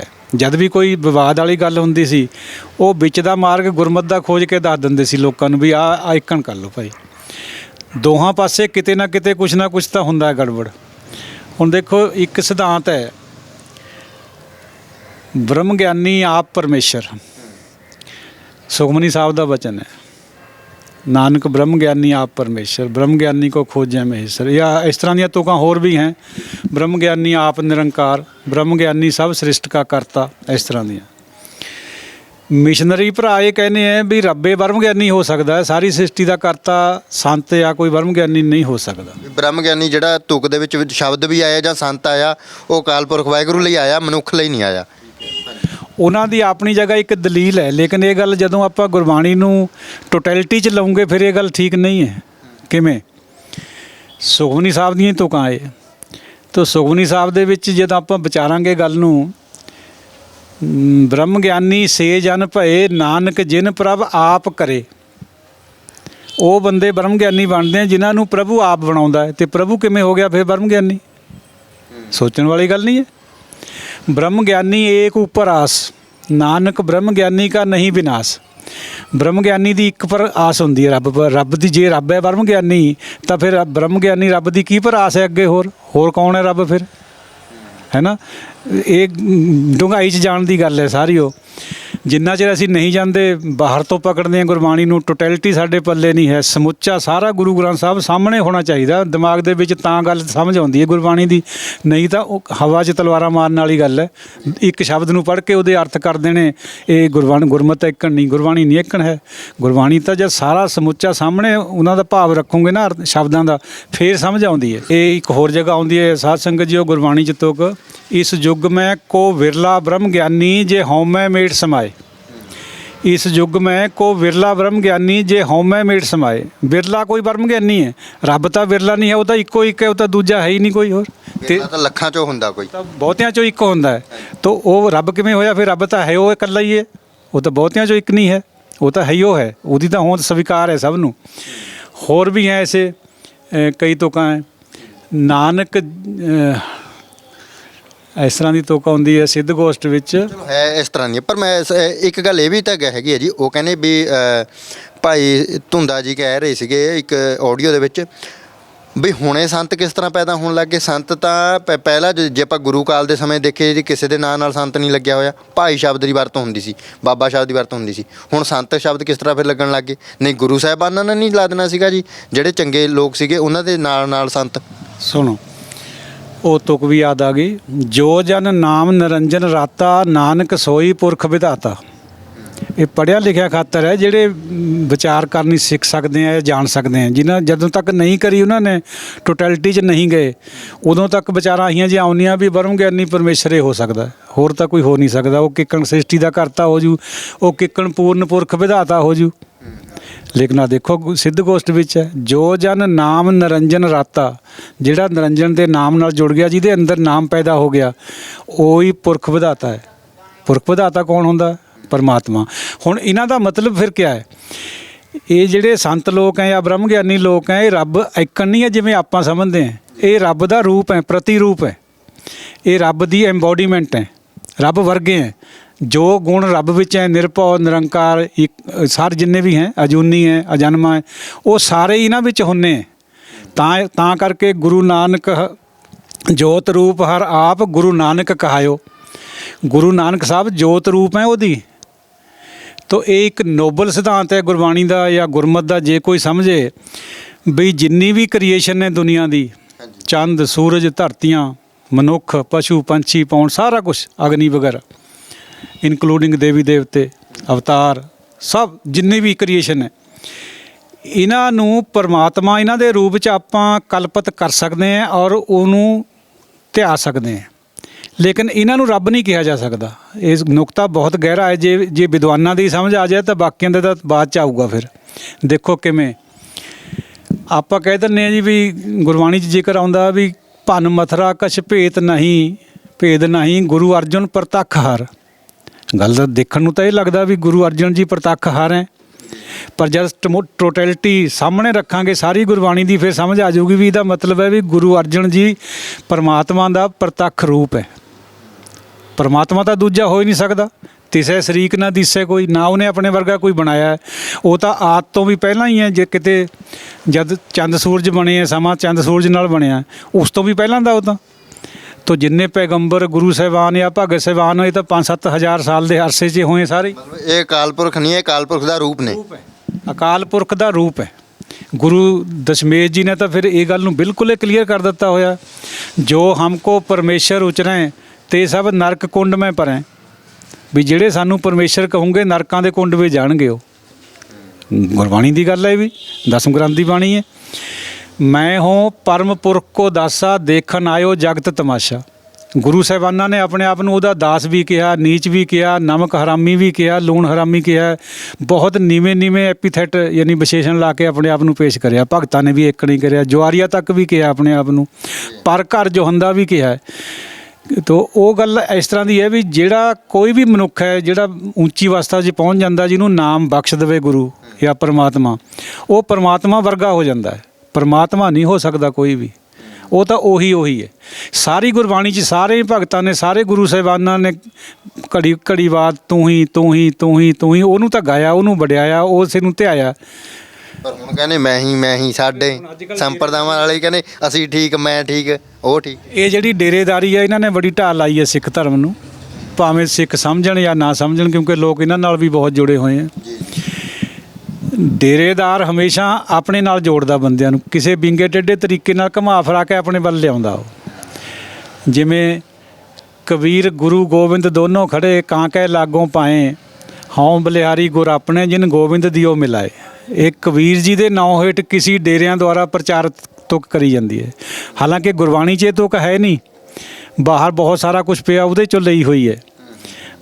ਗੁਰੂ ਨਾਨਕ ਸਾਹਿਬ ਦੇ ਨਾਂ ਹੇਠ ਵੀ 655 ਸ਼ਬਦ ਹੈ ਜਿਨ੍ਹਾਂ 'ਚ ਨਾਨਕ ਆਉਂਦਾ, ਲੇਕਿਨ ਉਹ ਗੁਰਬਾਣੀ 'ਚ ਹੈ ਨਹੀਂ, ਉਹ ਮੀਡੀਆਂ ਦੀ ਹੈਗੀ ਹੈ। ਹਰਜੀ ਉਹਨੀ ਜਿਹੜੇ ਬਾਣੀ ਰਚਦੇ ਸੀ ਨਾ ਪੈਰਲਲ ਗੁਰੂ ਸਾਹਿਬ ਦੇ, ਇਹ ਉਹਨਾਂ ਦੇ ਲਿਖੇ ਹੋਏ, ਪਿੱਛੇ ਨਾਨਕ ਪਾ ਦਿੰਦੇ ਸੀ ਉਹ। ਇਸੇ ਕਰਕੇ ਗੁਰੂ ਗ੍ਰੰਥ ਸਾਹਿਬ ਜੀ ਦਾ ਜਿਹੜਾ ਲਿਖਣ ਦਾ ਪ੍ਰਯੋਜਨ ਹੈ ਬਾਣੀ ਨੂੰ ਅੱਡ ਕਰਨ ਦਾ, ਉਹ ਇੱਕ ਕਾਰਨ ਇਹ ਵੀ ਸੀਗਾ ਬਈ ਨਾਨਕ ਸ਼ਬਦ ਦੇ ਕਰਕੇ ਲੋਕਾਂ ਦੇ ਵਿੱਚ ਕਿਤੇ ਸੰਦੇਸ਼ਾ ਗਲਤ ਨਾ ਚਲੇ ਜਾਵੇ ਵੀ ਇਹ ਤਾਂ ਬਾਣੀ ਹੈ। ਨਾਨਕ ਨੀਵਾ ਜੋ ਚੱਲੇ ਲੱਗੇ ਨਾ ਤੱਤੀ ਵਾਓ, ਨਾਨਕ ਆਉਂਦਾ ਪਰ ਇਹ ਗੁਰਬਾਣੀ ਨਹੀਂ ਹੈ। ਇਸ ਤਰ੍ਹਾਂ ਬਹੁਤ ਹੈ, 655 ਹੈ। ਤਾਂ ਕਬੀਰ ਜੀ ਦੇ ਵੀ ਬਹੁਤ ਹੈ, ਇਹ ਜੇ ਬਾਬਾ ਰਵਿਦਾਸ ਜੀ ਦੇ ਵੀ ਬਹੁਤ ਹੈ। ਤੋ ਇਹ ਫਿਰ ਜਿਹੜੀ ਹੈ ਨਾ ਡੇਰਿਆਂ ਦੀ ਗੱਲ ਹੈ, ਇਹ ਆਪਣੇ ਵੈਸਟਡ ਇੰਟਰਸਟ ਕਰਕੇ ਪ੍ਰਚਾਰ ਦੇ ਨਾ ਗੱਲਾਂ ਨੂੰ। ਇਹਦਾ ਮਤਲਬ ਦੇਖੋ ਕਿੱਥੇ ਜਾਂਦਾ ਹੈ। ਗੁਰੂ ਗੋਬਿੰਦ ਦੋਨੋਂ ਖੜੇ, ਗੁਰੂ ਵੀ ਖੜਾ ਤੇ ਗੋਬਿੰਦ ਪਰਮਾਤਮਾ ਵੀ ਖੜਾ ਹੈ। ਮੈਂ ਕਿਹਦੇ ਪੈਰਾਂ ਨੂੰ ਲੱਗਾ? ਕਬੀਰ ਜੀ ਦੀ ਰਸਨਾ ਤੋਂ ਕਹਾਤਾ ਵੀ ਮੈਂ ਤਾਂ ਗੁਰੂ ਦੇ ਪੈਰਾਂ 'ਚ ਪੈਣਾ ਹੈ, ਰੱਬ ਜੋ ਮਰਜ਼ੀ ਹੋਵੇ ਕਿਤੇ ਖੜਾ ਹੋਵੇ, ਮੇਰਾ ਗੁਰੂ ਨਾ ਰੁੱਸੇ। ਠੀਕ ਹੈ। ਹੁਣ ਇਹ ਗੱਲ ਗੁਰਬਾਣੀ ਦੇ ਆਸ਼ੇ ਅਨੁਸਾਰ ਠੀਕ ਨਹੀਂ ਹੈ। ਕਿਵੇਂ? ਗੁਰੂ ਹਮੇਸ਼ਾ, ਗੁਰੂ ਜਾਂ ਭਗਤ ਜਾਂ ਸੰਤ ਕੋਈ ਵੀ ਹਮੇਸ਼ਾ ਹੀ ਤੂੰ ਹੀ ਕਰਦਾ ਹੈ। ਜੇ ਉਹਨੂੰ ਪਰਮਾਤਮਾ ਖੜਾ ਮਿਲ ਜੇ, ਉਹ ਨਹੀਂ ਵੀ ਉਹਦੇ ਪੈਰਾਂ 'ਚ ਝੁਕਿਆ ਵਾ ਹੋਊਗਾ, ਬਿਲਕੁਲ ਲੰਬਾ ਪਿਆ ਡੰਡੌਤ ਕਰਦਾ ਹੋਊਗਾ ਗੁਰੂ ਵੀ। ਔਰ ਸਿੱਖ ਨੇ ਤਾਂ ਕਰਨੀ ਉਹ ਕਰਨੀ ਹੈ ਪਰਮਾਤਮਾ ਵੱਲ। ਗੁਰਮਤਿ ਥੋਟ ਇਹ ਹੈ, ਇਹ ਨਹੀਂ ਹੈ ਵੀ ਉਹ ਗੁਰੂ ਨੂੰ ਮੰਨੂਗਾ ਤੇ ਪਰਮਾਤਮਾ ਕੋਲ ਖੜਾ ਰਹੇ, ਇੱਕ ਨਹੀਂ ਕਰੂਗਾ ਗੁਰੂ ਕਦੇ ਵੀ। ਜਾਂ ਗੁਰੂ ਇਹ ਖੁਦ ਉੱਧਰ ਝੁਕਿਆ ਹੋਇਆ ਹੈ ਪਰਮਾਤਮਾ ਦੇ ਚਰਨਾਂ 'ਚ, ਤਾਂ ਸਿੱਖ ਵੀ ਉੱਥੇ ਝੁਕੂਗਾ। ਉਹ ਉਹਨਾਂ ਦਾ ਆਪਣਾ ਇੰਟਰਸਟ ਹੈ ਵੀ ਸਰੀਰਕ ਗੁਰੂ ਨੂੰ ਵਡਿਆਈ ਦੇਣ ਖਾਤਰ ਉਹ ਕਰਿਆ ਜਾ ਰਿਹਾ ਇਸ ਤਰ੍ਹਾਂ ਦਾ। ਇਹ ਗੁਰਬਾਣੀ ਦਾ ਥੋਟ ਨਹੀਂ ਹੈ ਇਸ ਤਰ੍ਹਾਂ ਦਾ। ਹਾਲਾਂਕਿ ਗੁਰੂ ਦੀ ਮਹਿਮਾ ਜਿੰਨੀ ਗਾਈ ਹੈ ਬਹੁਤ ਜ਼ਿਆਦਾ ਹੈ ਬਾਣੀ 'ਚ, ਪਰ ਜਿੱਥੇ ਪਰਮਾਤਮਾ ਦੀ ਗੱਲ ਆਊਗੀ ਨਾ ਐਜ਼ ਕੰਪੈਰੇਟਿਵ, ਉੱਥੇ ਪਰਮਾਤਮਾ ਨੂੰ ਬੜਾ ਕਰਿਆ ਗੁਰੂ ਸਾਹਿਬ ਨੇ, ਆਪ ਖੁਦ ਕਰਿਆ ਉਹਨਾਂ ਨੇ। ਵੀ ਜਿਹੜੇ ਮੈਨੂੰ ਕੋਈ ਪਰਮਾਤਮਾ ਕਹੋਗੇ ਨਰਕ ਨੂੰ ਜਾਊਂਗੇ, ਇਹ 'ਤੇ ਬੜੀ ਕਿਆ ਗੱਲ ਹੋ ਸਕਦੀ ਹੈ? ਉਹ ਇਹ ਬਾਤ ਹੈ। ਤੇ ਅਰਦਾਸ ਦੀ ਗੱਲ ਆਉਂਦੀ ਹੈ ਜੀ, ਅਰਦਾਸ ਦੀ ਇਹ ਵੀ ਇੰਟਰਵਿਊ ਦੇ ਵਿੱਚ ਹੀ ਜ਼ਿਕਰ ਕੀਤਾ ਜੀ ਉਹਨਾਂ ਨੇ, ਕਿਉਂਕਿ ਹੁਣ ਬਹੁਤ ਸਾਰੇ ਲੋਕ ਇਹ ਵੀ ਕਹਿਣਗੇ ਵੀ ਪਤਾ ਨਹੀਂ ਇਹਨਾਂ ਨੂੰ ਨੀਵਾਂ ਦਿਖਾਉਣ ਦੇ ਲਈ ਅਸੀਂ ਆਏ ਹਾਂ। ਪਰ ਮੈਂ ਕਹਿੰਦਾ ਵੀ ਜੇ ਕੋਈ ਤੁਹਾਨੂੰ ਸਵਾਲ ਕਰੇ ਗੁਰਮਤਿ ਦੇ ਨਜ਼ਰੀਏ ਦੇ ਨਾਲ, ਉਹਦਾ ਜਵਾਬ ਜ਼ਰੂਰ ਹੋਣਾ ਚਾਹੀਦਾ ਜੀ। ਹੁਣ ਭਾਈ ਸਾਹਿਬ ਨੇ ਇਹ ਵੀ ਗੱਲ ਕਹੀ ਹੈ ਵੀ ਅਰਦਾਸ ਦੇ ਨਾਲ, ਇੱਥੇ ਬਾਬਾ ਬੁੱਢਾ ਜੀ ਦੇ ਅਰਦਾਸ ਕਰਕੇ ਕਹਿੰਦੇ ਜੀ ਔਲਾਦ ਪੈਦਾ ਹੋ ਗਈ ਜੀ, ਇਹ ਹੋ ਗਈ।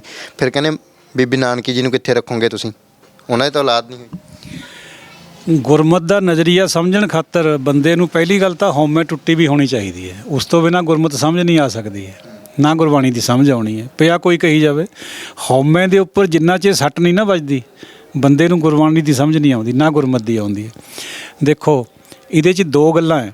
ਜਿਹੜਾ ਤਾਂ ਨਕਲੀ ਸਾਧ ਹੈ, ਚਾਹੇ ਲੋਕ ਉਹਨੂੰ ਬ੍ਰਹਮ ਗਿਆਨੀ ਕਹਿੰਦੇ ਹੋਵੇਂ, ਚਾਹੇ ਗੁਰੂ ਵੀ ਕਹਿੰਦੇ ਹੋਵੇਂ, ਉਹਦੇ ਬਚਨਾਂ 'ਚ ਕੋਈ ਸ਼ਕਤੀ ਨਹੀਂ ਹੁੰਦੀ, ਕਿਉਂਕਿ ਉਹਨੇ ਆਪਣਾ ਇੰਟਰਸਟ ਹੁੰਦਾ, ਉਹਦਾ ਉੱਪਰੋਂ ਕੁਝ ਹੋਰ ਹੁੰਦਾ, ਵਿੱਚੋਂ ਕੁਝ ਹੋਰ ਹੁੰਦਾ। ਓਟ ਗੁਰੂ ਦੀ ਵੀ ਲੈ ਲੈਂਦਾ ਕਈ ਵਾਰੀ, ਉਹ ਬਾਣੀ ਦੀ ਵੀ ਲੈ ਲੈਂਦਾ, ਪਰ ਉਹਦਾ ਆਪਣਾ ਹੁੰਦਾ, ਸਾਰਾ ਕੁਝ ਕਰਿਆ ਹੋਇਆ, ਜਾਲ ਬੁਣਿਆ ਵਾ ਹੁੰਦਾ।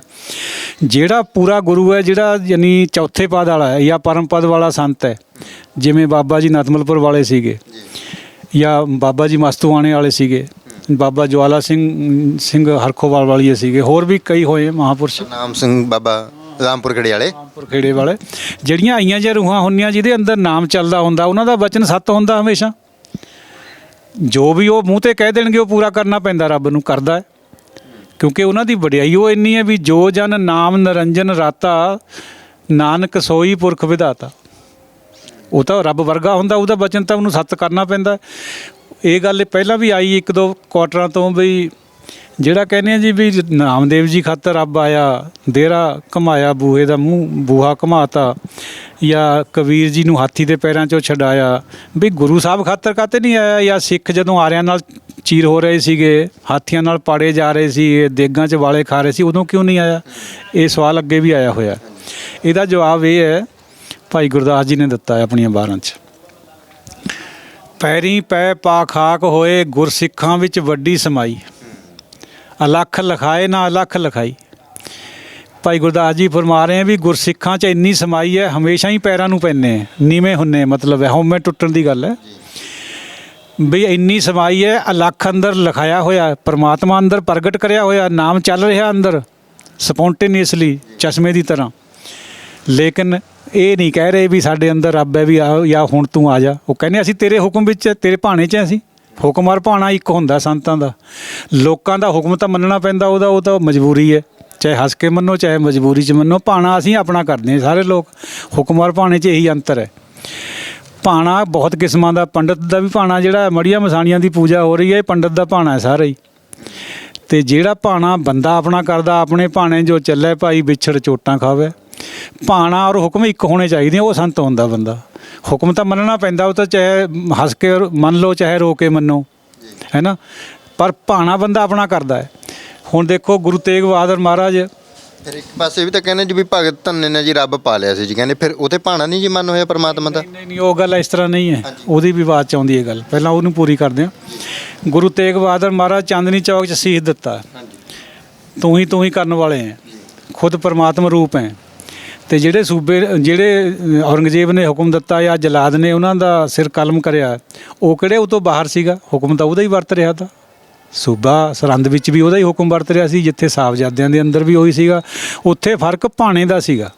ਹੁਕਮ ਤਾਂ ਉਹਦਾ ਵਰਤਦਾ ਹੈ। ਕੋਈ ਕਿਤੇ ਚਲੇ ਜਾਓ, ਚੰਗਾ ਐਕਸ਼ਨ ਹੈ ਮੰਦਾ ਐਕਸ਼ਨ ਹੈ, ਉਹ ਤੋਂ ਬਾਹਰ ਕੁਝ ਨਹੀਂ ਹੈ।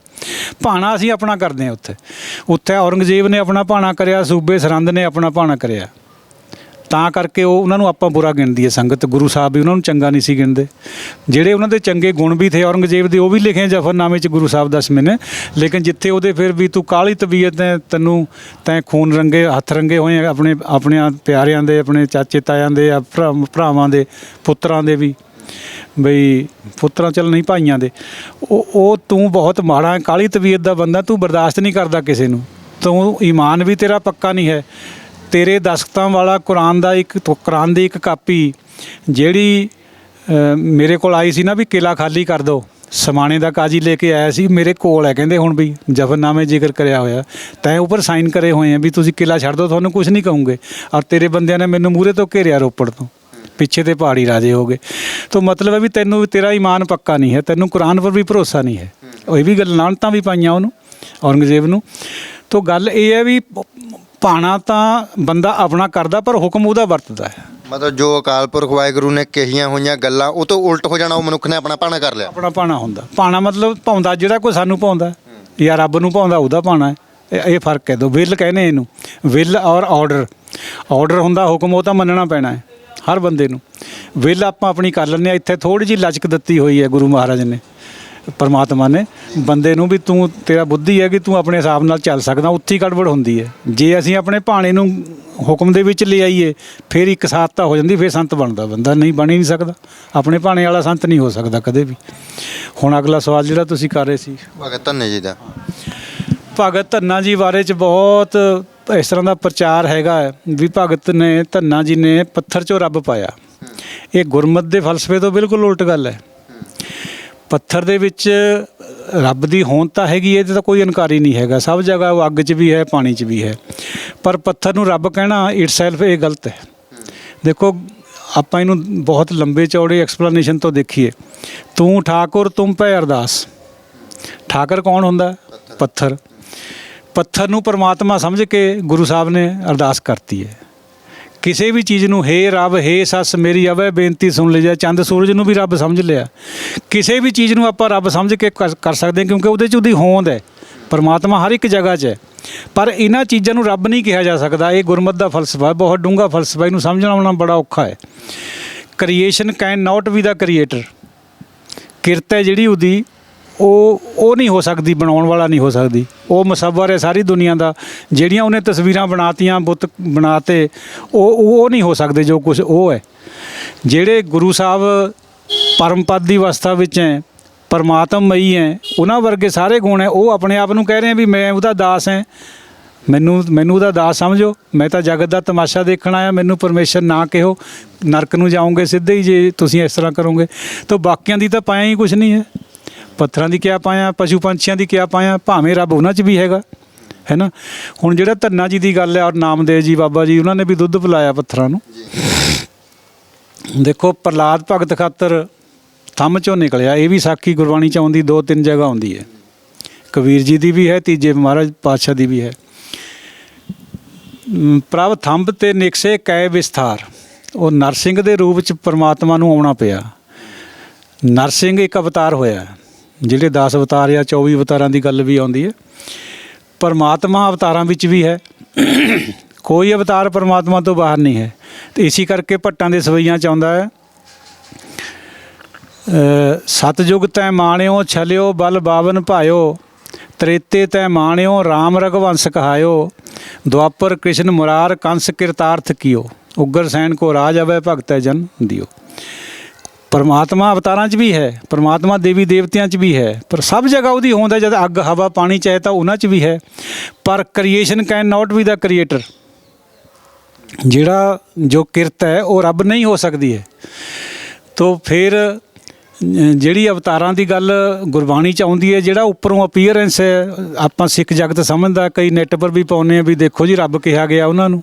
ਉਹ ਰੱਬ ਤਾਂ ਪਸ਼ੂ ਪੰਛੀਆਂ ਨੂੰ ਵੀ ਕਹਿੰਦੀ ਹੈ ਗੁਰਬਾਣੀ, ਚੰਦਰਮਾ ਨੂੰ ਵੀ ਕਹਿੰਦੀ ਹੈ ਹੇ ਰੱਬ, ਹੇ ਸੱਸ, ਸੂਰਜ ਨੂੰ ਵੀ ਕਹਿੰਦੀ ਹੈ, ਪੱਥਰ ਨੂੰ ਵੀ ਕਹਿੰਦੀ ਹੈ। ਉਹ ਗੱਲ ਹੋਰ ਹੈ। ਇਹ ਗੱਲ ਸਮਝਣ ਵਾਲੀ ਹੈ ਵੀ ਰੱਬ ਕਿਸੇ ਵੀ ਚੀਜ਼ ਨੂੰ ਆਪਾਂ ਕਹਿ ਸਕਦੇ ਹਾਂ ਕਿਉਂਕਿ ਉਹਦੇ 'ਚ ਹੋਂਦ ਹੈ ਉਹਦੀ, ਪਰ ਉਹ ਚੀਜ਼ ਰੱਬ ਨਹੀਂ ਹੈ। ਜੋ ਪਾਥਰ ਕੋ ਕਹਤੇ ਦੇਵ ਤਾਂ ਕਿ ਬਿਰਥਾ ਹੋਵੇ ਸੇਵ, ਪੰਜਵੇਂ ਪਾਤਸ਼ਾਹ ਦਾ ਹੁਕਮ ਹੈ।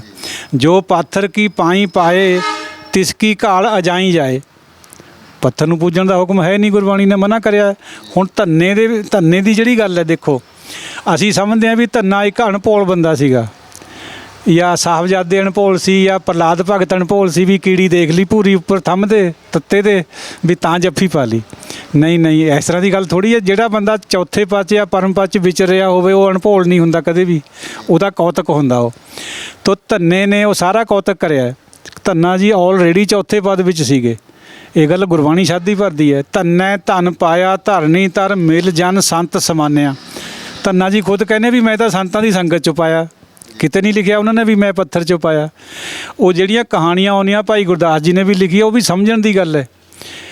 ਗੁਰਬਾਣੀ ਦੇ ਵਿੱਚ ਮਿਥਿਆਸ ਦਾ ਬਹੁਤ ਜ਼ਿਕਰ ਹੈ, ਭਰਿਆ ਪਿਆ ਹੈ।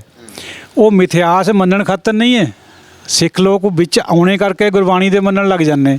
ਦੇਖੋ ਗੁਰਬਾਣੀ ਨੂੰ ਅਣਭੋਲ ਸਿੱਖ ਨੂੰ ਇਹ ਗੱਲ ਦੀ ਸਮਝ ਨਹੀਂ ਆਉਂਦੀ। ਕਿਵੇਂ?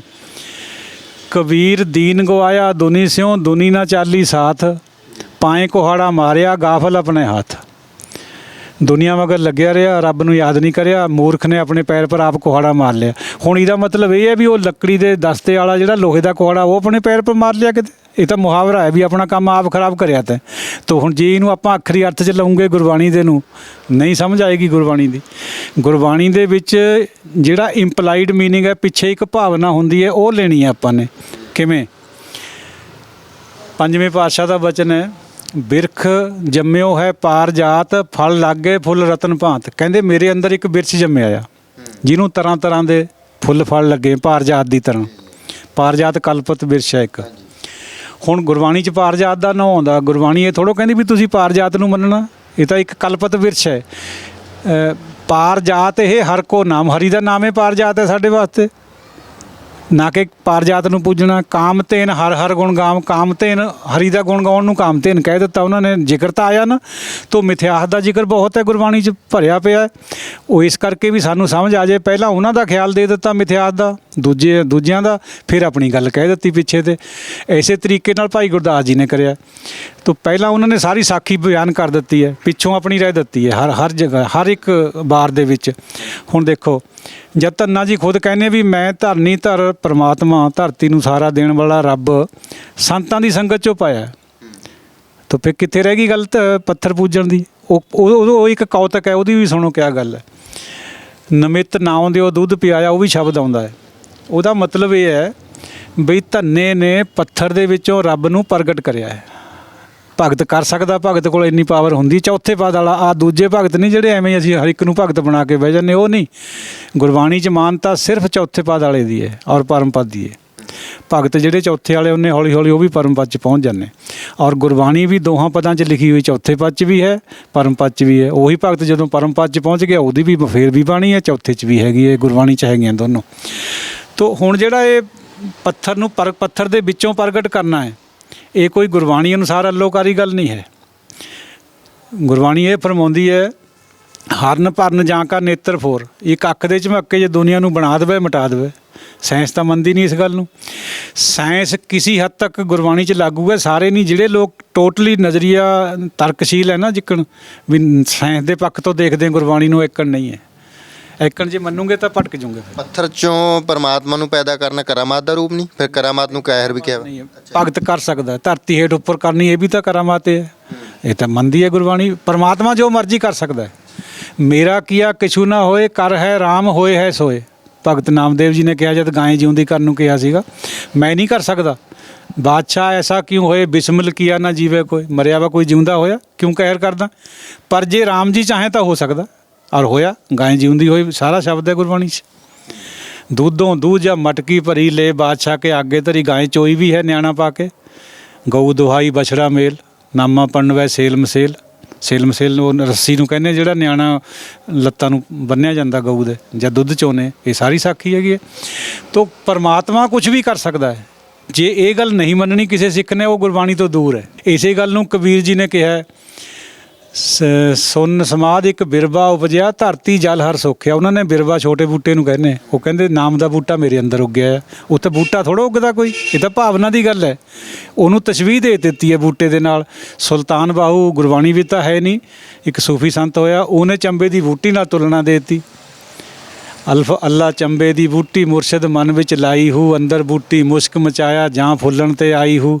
ਜੀਵੈ ਮੁਰਸ਼ਿਦ ਕਾਮਲ ਬਾਹੂ, ਜਿਨ ਇਹ ਬੂਟੀ ਲਾਈ ਹੂ। ਨਾਮ ਦੀ ਬੂਟੀ ਅੰਦਰ, ਬੂਟੀ ਥੋੜ੍ਹਾ ਜੰਮੀ ਹੈ, ਨਾਮ ਪੈਦਾ ਹੋ ਗਿਆ ਅੰਦਰ। ਤੋ ਗੁਰਬਾਣੀ ਨੂੰ ਸਮਝਣ ਖਾਤਰ ਅੱਖਰੀ ਅਰਥ ਦੀ ਬਜਾਏ ਉਹਦੀ ਜਿਹੜੀ ਬਿਹਾਈਂਡ ਦਾ ਲਾਈਨ ਗੱਲ ਹੈ ਨਾ, ਇੰਪਲਾਈਡ ਮੀਨਿੰਗ ਹੈ, ਉਹ ਲੈਣਾ ਹੈ। ਫਿਰ ਗੁਰਬਾਣੀ ਤੋਂ ਬੰਦਾ ਕਦੇ ਵੀ ਕਾਫਰ ਨਹੀਂ ਹੋਊਗਾ। ਨਹੀਂ ਤਾਂ ਜਦੋਂ ਉਹਨੇ ਦੇਖਣਾ ਵੀ ਗੁਰਬਾਣੀ ਤਾਂ ਲਿਖਿਆ ਹੋਇਆ ਜੀ ਵੀ ਨਾਮ ਦੇ ਨਾਲ ਸਾਰਾ ਕੁਝ ਹੁੰਦਾ ਹੈ, ਵੀ ਨਾਮ ਦੇ ਨਾਲ ਸਾਰੇ ਦੁੱਖ ਕੱਟਦੇ ਆ। ਜਦ ਬਾਣੀ ਪੜ੍ਹੀ ਜਾਂਦਾ ਜਾਂ ਰੱਬ ਦਾ ਨਾਮ ਬੜਾ ਲੰਦਾ, ਜਾਂ ਬੱਚਾ ਬਿਮਾਰ ਹੋ ਗਿਆ ਜਾਂ ਡੰਗਰ ਢਿੱਲਾ ਹੋ ਗਿਆ, ਉਹਨੇ ਹੁਕਮ ਅਨੁਸਾਰ ਜੇ ਮਰਨਾ ਹੈ ਤਾਂ ਮਰਨਾ, ਕੋਈ ਰੋਕ ਨਹੀਂ ਸਕਦਾ ਉਹਨੂੰ। ਤਾਂ ਫਿਰ ਉਹਨੂੰ ਸ਼ੰਕਾ ਪੈਦਾ ਹੋਣਾ ਵੀ ਗੁਰਬਾਣੀ ਵੀ ਤਾਂ ਲਿਖਿਆ ਵਾ ਤਾਂ ਵੀ ਨਾਮ ਦੇ ਨਾਲ ਸਾਰਾ ਕੁਝ ਦੂਰ ਹੋ ਜਾਂਦਾ। ਨਾਮ ਤਾਂ ਸਭ ਰੋਗਾਂ ਦੀ ਦਾਰੂ ਹੈ। ਦਾਰੂਏ ਹਰ ਦਰਦ ਰਾ ਯਾਦੇ ਖੁਦਾਸ਼ਤ, ਵੀ ਇਹ ਤਾਂ ਲਿਖਿਆ ਵਾ ਤਾਂ ਵੀ ਇੱਕਣ ਵੀ ਹੋਇਆ ਤਾਂ ਹੈ ਨਹੀਂ। ਚਲੋ ਮੈਂ ਹੁਣ ਝੁੰਡਾਂ 'ਚ ਦੁੱਧ ਪਾਵਾਂ, ਮੈਂ ਹੁਣ ਕਿਸੇ ਹੋਰ ਪੀਰ ਨੂੰ ਮੰਨਾਂ ਜਾਂ ਕੁਝ ਵੀ ਕਰਾਂ, ਫਿਰ ਸ਼ੰਕਾ ਪੈਦਾ ਹੁੰਦਾ, ਕਿਉਂਕਿ ਸਹੀ ਸੋਚ ਨਹੀਂ ਹੈ। ਨਾਮ ਕਿਹਨੂੰ ਕਹਿੰਦੀ ਹੈ ਗੁਰਬਾਣੀ, ਪਹਿਲਾਂ ਇਹ ਵੀ ਸੋਚਣ ਵਾਲੀ ਗੱਲ ਹੈ। ਬੜਾ ਕੁਛ ਹੈ ਗੁਰਬਾਣੀ 'ਚ, ਗੁਰਮਤ ਵਿੱਚ। ਫਿਰ ਬਹੁਤ ਲੋਕ ਤਾਂ ਇਹ ਵੀ ਕਹਿੰਦੇ ਜੀ ਵੀ ਜੇ ਵਿਸ਼ਵਾਸ ਨਾਲ ਅਰਦਾਸ ਨਾਲ ਸਾਰਾ ਕੁਝ ਹੋ ਜਾਂਦਾ, ਫਿਰ ਡਾਕਟਰਾਂ ਕੋਲ ਕਾਹਤੇ ਜਾਂਦੇ ਆਪਾਂ? ਡਾਕਟਰਾਂ ਕੋਲੇ ਫਿਰ ਤਾਂ ਡਾਕਟਰਾਂ ਕੋਲ ਜਾਣਾ ਬੰਦ ਕਰ ਦੇਣਗੇ ਲੋਕ। ਸੁਣੋ, ਅਰਦਾਸ ਦੀ ਬਹੁਤ ਬੜੀ ਅਹਿਮੀਅਤ ਹੈ, ਪਰ ਜਿਹੜੇ ਨਕਲੀਆਂ ਕੋਲ ਅਸੀਂ ਅਰਦਾਸਾਂ ਕਰਾਉਣ ਜਾਂਦੇ, ਉਹਨਾਂ ਦੇ ਪੱਲੇ ਤਾਂ ਕੁਝ ਨਹੀਂ ਹੈ। ਉਹਨਾਂ ਦੀ ਅਰਦਾਸ ਤਾਂ ਕਰੀ ਵੀ ਕੁਝ ਨਹੀਂ ਬਣੀ। ਜੇ ਉਹਨਾਂ ਨਾਲੋਂ ਤਾਂ ਆਪਣੀ ਚੰਗੀ ਹੈ, ਜੇ ਆਪਾਂ ਆਪਣੇ ਮਨ ਤੋਂ ਕਰ ਲਈ, ਹੱਥ ਖੜੇ ਕਰਕੇ ਵੀ ਵਾਹਿਗੁਰੂ ਤੂੰ ਹੀ ਹੈ, ਹੁਣ ਮੇਰਾ ਕੋਈ ਨਹੀਂ ਹੈ, ਜਦੇ ਅੰਦਰ ਦੀ ਪ੍ਰਗਟ ਹੋ ਜਾਂਦਾ ਉਹ। ਜਿਹੜੇ ਪੂਰਾ ਸਾਧੂ ਹੋਵੇ, ਪੂਰਾ ਸੰਤ ਹੋਵੇ, ਉਹ ਕੋਈ ਵਚਨ ਕਰ ਦੇਵੇ। ਅਸੀਂ ਦੇਖੇ ਆ ਇਸ ਤਰ੍ਹਾਂ ਦੇ ਵਚਨ ਹੁੰਦੇ ਬੀਬੀਆਂ ਨੂੰ। ਨਸਲਪੁਰ ਵਾਲੇ ਬਾਬਾ ਜੀ ਨੇ ਕਈ ਬੀਬੀਆਂ ਨੂੰ ਕਰੇ ਹੋਏ ਸੀਗੇ, ਪਰ ਉਹ ਨਾ ਬੱਚਾ ਠਹਿਰਨ ਤੋਂ ਪਹਿਲਾਂ ਕਰਦੇ ਆ ਪ੍ਰਭੂ ਕੋਲ ਬੇਨਤੀ। ਜਿਹੜੇ ਪਖੰਡੀ ਹੈ ਉਹ ਬਾਅਦ ਵਿੱਚ ਤੀਜੇ ਮਹੀਨੇ ਜਦ ਪ੍ਰੈਗਨੈਂਸੀ ਹੋ ਲੈਂਦੀ ਹੈ, ਤੀਜੇ ਮਹੀਨੇ 'ਚ ਫਲ ਪਾਉਂਦੇ, ਉਹ ਪਖੰਡ ਹੈ। ਕੋਈ ਵੀ ਅੰਗ ਜਿਹੜਾ ਇੱਕ ਮਿਨੀਏਚਰ ਰੂਪ 'ਚ ਬਣਨਾ ਸ਼ੁਰੂ ਹੋ ਗਿਆ, ਮੁੰਡੇ ਦਾ ਜਾਂ ਲੜਕੀ ਦਾ ਜਾਂ ਕੁੜੀ ਦਾ, ਉਹ ਬਦਲ ਨਹੀਂ ਸਕਦਾ। ਖੈਰ ਅਰਦਾਸ ਕੋਈ ਵੀ ਹੋ ਸਕਦੀ ਆ, ਮਤਲਬ ਕਿ ਜਿਹੜਾ ਬ੍ਰਹਮ ਗਿਆਨੀ ਉਹਦੀ ਪੂਰੀ ਹੁੰਦੀ। ਬ੍ਰਹਮ ਗਿਆਨੀ ਦੀ ਅਰਦਾਸ ਤਾਂ ਉਹਨੂੰ ਕਰਨੀ ਓ ਪੈਂਦੀ ਹੈ ਪੂਰੀ। ਸਾਧੂ ਦਾ ਬਚਨ ਬਿਰਥਾ ਜਾ ਹੀ ਨਹੀਂ ਸਕਦਾ, ਅਟੱਲ ਹੁੰਦਾ। ਪਰਬਤ ਹਿਲ ਜੂ ਆਪਣੀ ਜਗ੍ਹਾ ਤੋਂ, ਸਾਧੂ ਦਾ ਬਚਨ ਨਹੀਂ ਹਿਲਦਾ ਜੇ ਸਾਧੂ ਹੋਵੇ। ਹੁਣ ਇਹ ਗੱਲ ਜੁਦੀ ਹੈ ਵੀ ਅਸੀਂ ਨਕਲੀਆਂ ਨੂੰ ਸਾਧੂ ਮੰਨੀ ਬੈਠੇ ਹਾਂ ਜਾਂ ਬ੍ਰਹਮ ਗਿਆਨੀ ਬਣਾਈ ਬੈਠੇ ਹਾਂ। ਬਿਰਥੀ ਕਦੇ ਨਾ ਹੋਵੇ ਜਨ ਕੀ ਅਰਦਾਸ, ਫਿਰ ਤਾਂ ਗੜਬੜ ਹੋਣੀ ਓ ਹੋਣੀ ਹੈ। ਜਨ ਕੌਣ ਹੁੰਦਾ? ਅਸੀਂ ਆਪਣੇ ਆਪ ਨੂੰ ਜਨ ਸਮਝ ਲੈਂਦੇ। ਜਨ ਤਾਂ ਚੌਥੇ ਪਦ ਵਾਲਾ ਹੁੰਦਾ, ਜਿਹੜਾ ਟੋਟਲੀ ਉੱਪਰ ਖੜ ਜਾਵੇ ਔਰ ਉਹਦੇ ਅੰਦਰ ਨਾਮ ਪੈਦਾ ਹੋ ਜਾਵੇ, ਚੱਲ ਪਵੇ। ਆ ਤਾਂ ਬਾਹਰ ਦੀ ਉਹੀ ਬਕ ਹੁੰਦੀ, ਜਿਹੜੀ ਅਸੀਂ ਆਪਾਂ ਕਰਦੇ ਹਾਂ ਬਹੁਤੀਆਂ ਵਿਚਾਰਾਂ ਦਾ, ਉਹ ਤਾਂ ਅੰਦਰ ਤੇ ਹੋਣਾ ਜੋ ਕੁਝ ਵੀ ਹੋਣਾ ਅੰਦਰ ਤੇ। ਜਿਹਦੇ ਨਾਮ ਪੈਦਾ ਹੋ ਗਿਆ ਉਹਦੀ ਗੱਲ ਸਿਰੇ ਜਾਊਗੀ, ਉਹਦੀ ਅਰਦਾਸ ਬਿਰਥੀ ਨਹੀਂ ਜਾਂਦੀ। ਅਸੀਂ ਆਪਣੇ ਆਪ ਨੂੰ ਜਨ ਬਣਾ ਕੇ ਬਹਿ ਜਾਂਦੇ, ਜਦ ਪੂਰੀ ਨਹੀਂ ਹੁੰਦੀ ਫਿਰ ਕਹਿੰਦੇ ਗੱਲ ਤਾਂ ਕੋਈ ਬਣੀ ਨਹੀਂ ਹੈ। ਇੱਕ ਵਾਰ ਇੱਕ ਮੇਰੇ ਪਿੰਡ ਦਾ ਫੌਜੀ ਮੈਨੂੰ ਆ ਕੇ ਕਹਿੰਦਾ, ਪ੍ਰੇਮ ਸੀ ਉਹਦੇ ਨਾਲ, ਕਹਿੰਦਾ ਜੀ ਤੁਸੀਂ ਗਿਆਨੀ ਲੋਕ ਝੂਠ ਬੋਲਦੇ। ਮੈਂ ਕਿਹਾ ਅੱਜ ਕਿਆ ਮਾਜਰਾ ਫੌਜੀ ਸਾਹਿਬ, ਕਿੱਥੇ ਚੜ੍ਹ ਗਏ ਅੱਜ ਉੱਪਰ? ਕਹਿੰਦਾ ਨਹੀਂ, ਮੈਂ ਹੁਣ ਵੀ ਸੁਣ ਕੇ ਆਇਆ ਵੀ ਤੁਸੀਂ ਕਹੀ ਜਾਂਦੇ ਇੱਕ ਛਿਣ ਵਿੱਚ ਆਧਾਰ ਹੋ ਜਾਂਦਾ ਹੈ, ਬਈ ਪਾਰ ਉਤਾਰਾ ਹੋ ਜਾਂਦਾ। ਵੀ ਮੈਨੂੰ ਤਾਂ ਬਹੁਤ ਵਾਰ ਵਾਹਿਗੁਰੂ ਕਹਿੰਦਾ ਦਿਨ 'ਚ, ਮੇਰਾ ਤਾਂ ਹੋਇਆ ਨਹੀਂ ਹੈ। ਚਲੋ ਬਹਿ ਗਿਆ। ਮੈਂ ਕਿਹਾ ਜਿਵੇਂ ਆਪਾਂ ਸੋਚਦੇ ਹਾਂ ਇੱਕਣ ਨਹੀਂ ਹੈ, ਇੱਕ ਛਿਣ ਵਿੱਚ ਇੱਕਣ ਨਹੀਂ ਹੋਣਾ। ਉਹ ਛਿਣ ਸਾਡਾ ਬਣਦਾ ਹੀ ਨਹੀਂ। ਮੈਂ ਕਿਹਾ ਮੈਂ ਟੁੱਟੀ ਹੋਈ ਹੈ, ਅਸੀਂ ਤਾਂ ਮੈਂ ਵਿੱਚ ਉੱਪਰ ਫਿਰਦੇ ਹਾਂ ਉੱਚੇ ਉੱਡਦੇ। ਜਿੱਦਣ ਮੈਂ ਤੋੜੂਗਾ ਉਦਣ ਇੱਕ ਛਿਣ ਵੀ ਸਾਡਾ ਸਾਰੀ ਉਮਰ ਖਾਤਰ ਬਣ ਜਾਊਗਾ। ਜਿਹੜਾ ਉਦਣ ਵਾਹਿਗੁਰੂ ਨਿਕਲੂਗਾ ਨਾ ਉਹ ਸਦਾ ਹੀ ਨਿਕਲੂਗਾ। ਫਿਰ ਜਿਹੜਾ ਇੱਕ ਛਿਣ ਇੱਕ ਪਲ ਉਹਨੂੰ ਧਿਆ ਲੂਗਾ ਉਹਦੀ ਕਾਲਫਾਸ ਦੂਰ ਹੋ ਜਾਊਗੀ। ਪਰ ਉਹ ਛਿਣਾ ਬਣਿਆ ਵੀ ਤਾਂ ਬਣਨਾ ਉਹ ਹਉਮੈ ਟੁੱਟ ਕੇ ਹੈ। ਹਉਮੈ ਤਾਂ ਟੁੱਟਦੀ ਨਹੀਂ ਹੈ। ਗੁਰੂ ਬਿਨਾਂ ਤੋੜ ਨਹੀਂ ਸਕਦਾ ਕੋਈ ਉਹਨੂੰ, ਆਪਣੇ ਆਪ ਤੇ ਟੁੱਟਦੀ ਨਹੀਂ। ਸਾਰਾ ਜਗਤ ਹਉਮੈ ਵਿੱਚ ਹੈ। ਹਉ ਵਿੱਚ ਆਇਆ, ਹਉ ਵਿੱਚ ਗਿਆ, ਹਉ ਵਿੱਚ ਦਿੱਤਾ, ਹਉ ਵਿੱਚ ਲਿਆ, ਹਉ ਵਿੱਚ ਨਰਕ ਸੁਰਗ ਅਵਤਾਰ, ਹਉ ਵਿੱਚ ਪਾਪ ਪੁੰਨ ਵਿਚਾਰ। ਜੋ ਆਪਾਂ ਕਰ ਰਹੇ ਹਾਂ ਸਾਰਾ ਹੀ ਤਾਂ ਹਉਮੈ 'ਚ ਹੋ ਰਿਹਾ। ਇਹ ਟੁੱਟ ਕੇ ਉਹ ਅੰਦਰ ਤੇ ਜਦ ਗੱਲ ਨਿਕਲੂਗੀ ਨਾਮੀ ਦੇ ਅੰਦਰੋਂ ਉਹ ਪੂਰੀ ਹੋਊਗੀ। ਤਾਂ ਇਸੇ ਕਰਕੇ ਗੁਰਬਾਣੀ ਦੀ ਸਮਝ ਤੋਂ ਬਿਨਾਂ ਇਹ ਸਾਰਾ ਕੁਝ ਹੋ ਰਿਹਾ। ਅੰਦਰਲੀ ਸਮਝ ਹੈ ਜਿਹੜੀ, ਉੱਪਰੋਂ ਤਾਂ ਬਹੁਤ ਵਿਦਵਾਨ ਵੀ ਕਰਦੇ ਆ, ਪਰ ਸਾਨੂੰ ਤਾਂ ਬੜੀ ਖੁਸ਼ੀ ਇਸ ਗੱਲ ਦੀ ਹੈ ਵੀ ਬਾਬਾ ਜੀ ਹਾਲਾਂਕਿ ਅਨਪੜ੍ਹ ਸੀਗੇ ਪਰ ਉਹਨਾਂ ਦੇ ਅੰਦਰ ਇਹ ਰੂਹਾਨੀ ਗੱਲਾਂ ਅਸੀਂ ਉਹਨਾਂ ਤੋਂ ਸਿੱਖੀਆਂ। ਸਾਡੇ ਇਲਾਕੇ ਨੇ ਸਾਰੇ ਨੇ ਬਹੁਤ। ਸਾਨੂੰ ਹੁਣ ਜਦ ਅਸੀਂ ਗੁਰਬਾਣੀ ਪੜ੍ਹਦੇ ਹਾਂ ਤਾਂ ਪਤਾ ਚੱਲਦਾ ਹੈ ਜਿਵੇਂ ਕੋਈ ਮਹਾਤਮਾ ਇਹ ਗੱਲ ਕਹਿ ਸਕਦਾ ਬਈ ਹਜੂਰ ਸਾਹਿਬ ਸਾਹਿਬ ਹਜੂਰ। ਬਹੁਤ ਔਖੀ ਹੈ ਗੱਲ ਕਹਿਣੀ, ਨਹੀਂ ਕਹਿ ਸਕਦਾ। ਸਗੋਂ ਬੱਸਾਂ ਭਰ ਕੇ ਲਿਜਾਨੇ, ਕਿਰਿਆ ਕਰਮ ਕਰਾਉਂਦੇ। ਬਾਬਾ ਜੀ ਆਪ ਵੀ ਜਾਂਦੇ ਸੀ ਹਜੂਰ ਸਾਹਿਬ, 2-3 ਵਾਰ ਗਏ ਹੈ। ਅੰਮ੍ਰਿਤਸਰ ਵੀ ਗਏ ਹੈ, ਦਰਬਾਰ ਸਾਹਿਬ ਵੀ ਮੱਥਾ ਟੇਕਣ ਜਾਂਦੇ ਰਹੇ, ਸੰਗਤ ਨਾਲ ਵੀ ਗਏ। ਲੇਕਿਨ ਜਿਹੜੀ ਗੱਲ ਗੁਰਬਾਣੀ ਦੀ ਹੈ ਉਹ ਹਮੇਸ਼ਾ ਕਹਿ ਦਿੰਦੇ ਸੀ। ਕਿਸੇ ਬੌੜ ਬਸੀ ਦੇ ਕੋਲ ਬੌੜ ਪਿੰਡ ਹੈ, ਉਹ ਅੱਖਾਂ ਤੋਂ ਮਨਾਖੀ ਸੀ ਮਾਤਾ। ਉਹਦਾ ਇੱਕ ਲੜਕਾ ਸੀਗਾ, 2 ਲੜਕੇ ਸੀ। ਇੱਕ ਤਾਂ ਸੀ ਕਰਨੈਲ ਸਿੰਘ, ਉਹ ਲੈਕਚਰਰ ਰੋਪੜ ਤੋਂ ਰਿਟਾਇਰ ਹੋਇਆ ਸੀ। ਉਹਦੇ ਕੋਲ ਰਹੇ ਸੀ ਇੱਕ ਰਾਤ। ਉਹ ਕਰਨੈਲ ਸਿੰਘ ਸਾਡੇ ਨਾਲ ਸੰਬੰਧਿਤ ਸੀਗਾ ਕਿਸੇ ਟਾਈਮ। ਅਤੇ ਦੂਜਾ ਲੜਕਾ ਗੱਡੀ ਚਲਾਉਂਦਾ ਸੀ ਕਿਸੇ ਦੀ।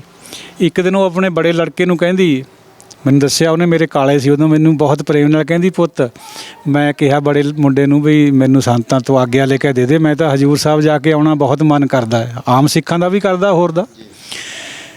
ਉਹ ਲੈ ਗਿਆ ਇੱਕ ਦਿਨ, ਫਤਿਹ ਬੁਲਾਈ, ਬੈਠ ਗਈ ਮੱਥਾ ਟੇਕ ਕੇ। ਬਾਬਾ ਜੀ ਬਹੁਤ ਮਨ ਕਰਦਾ, ਆਗਿਆ ਕਰ ਦਿਓ।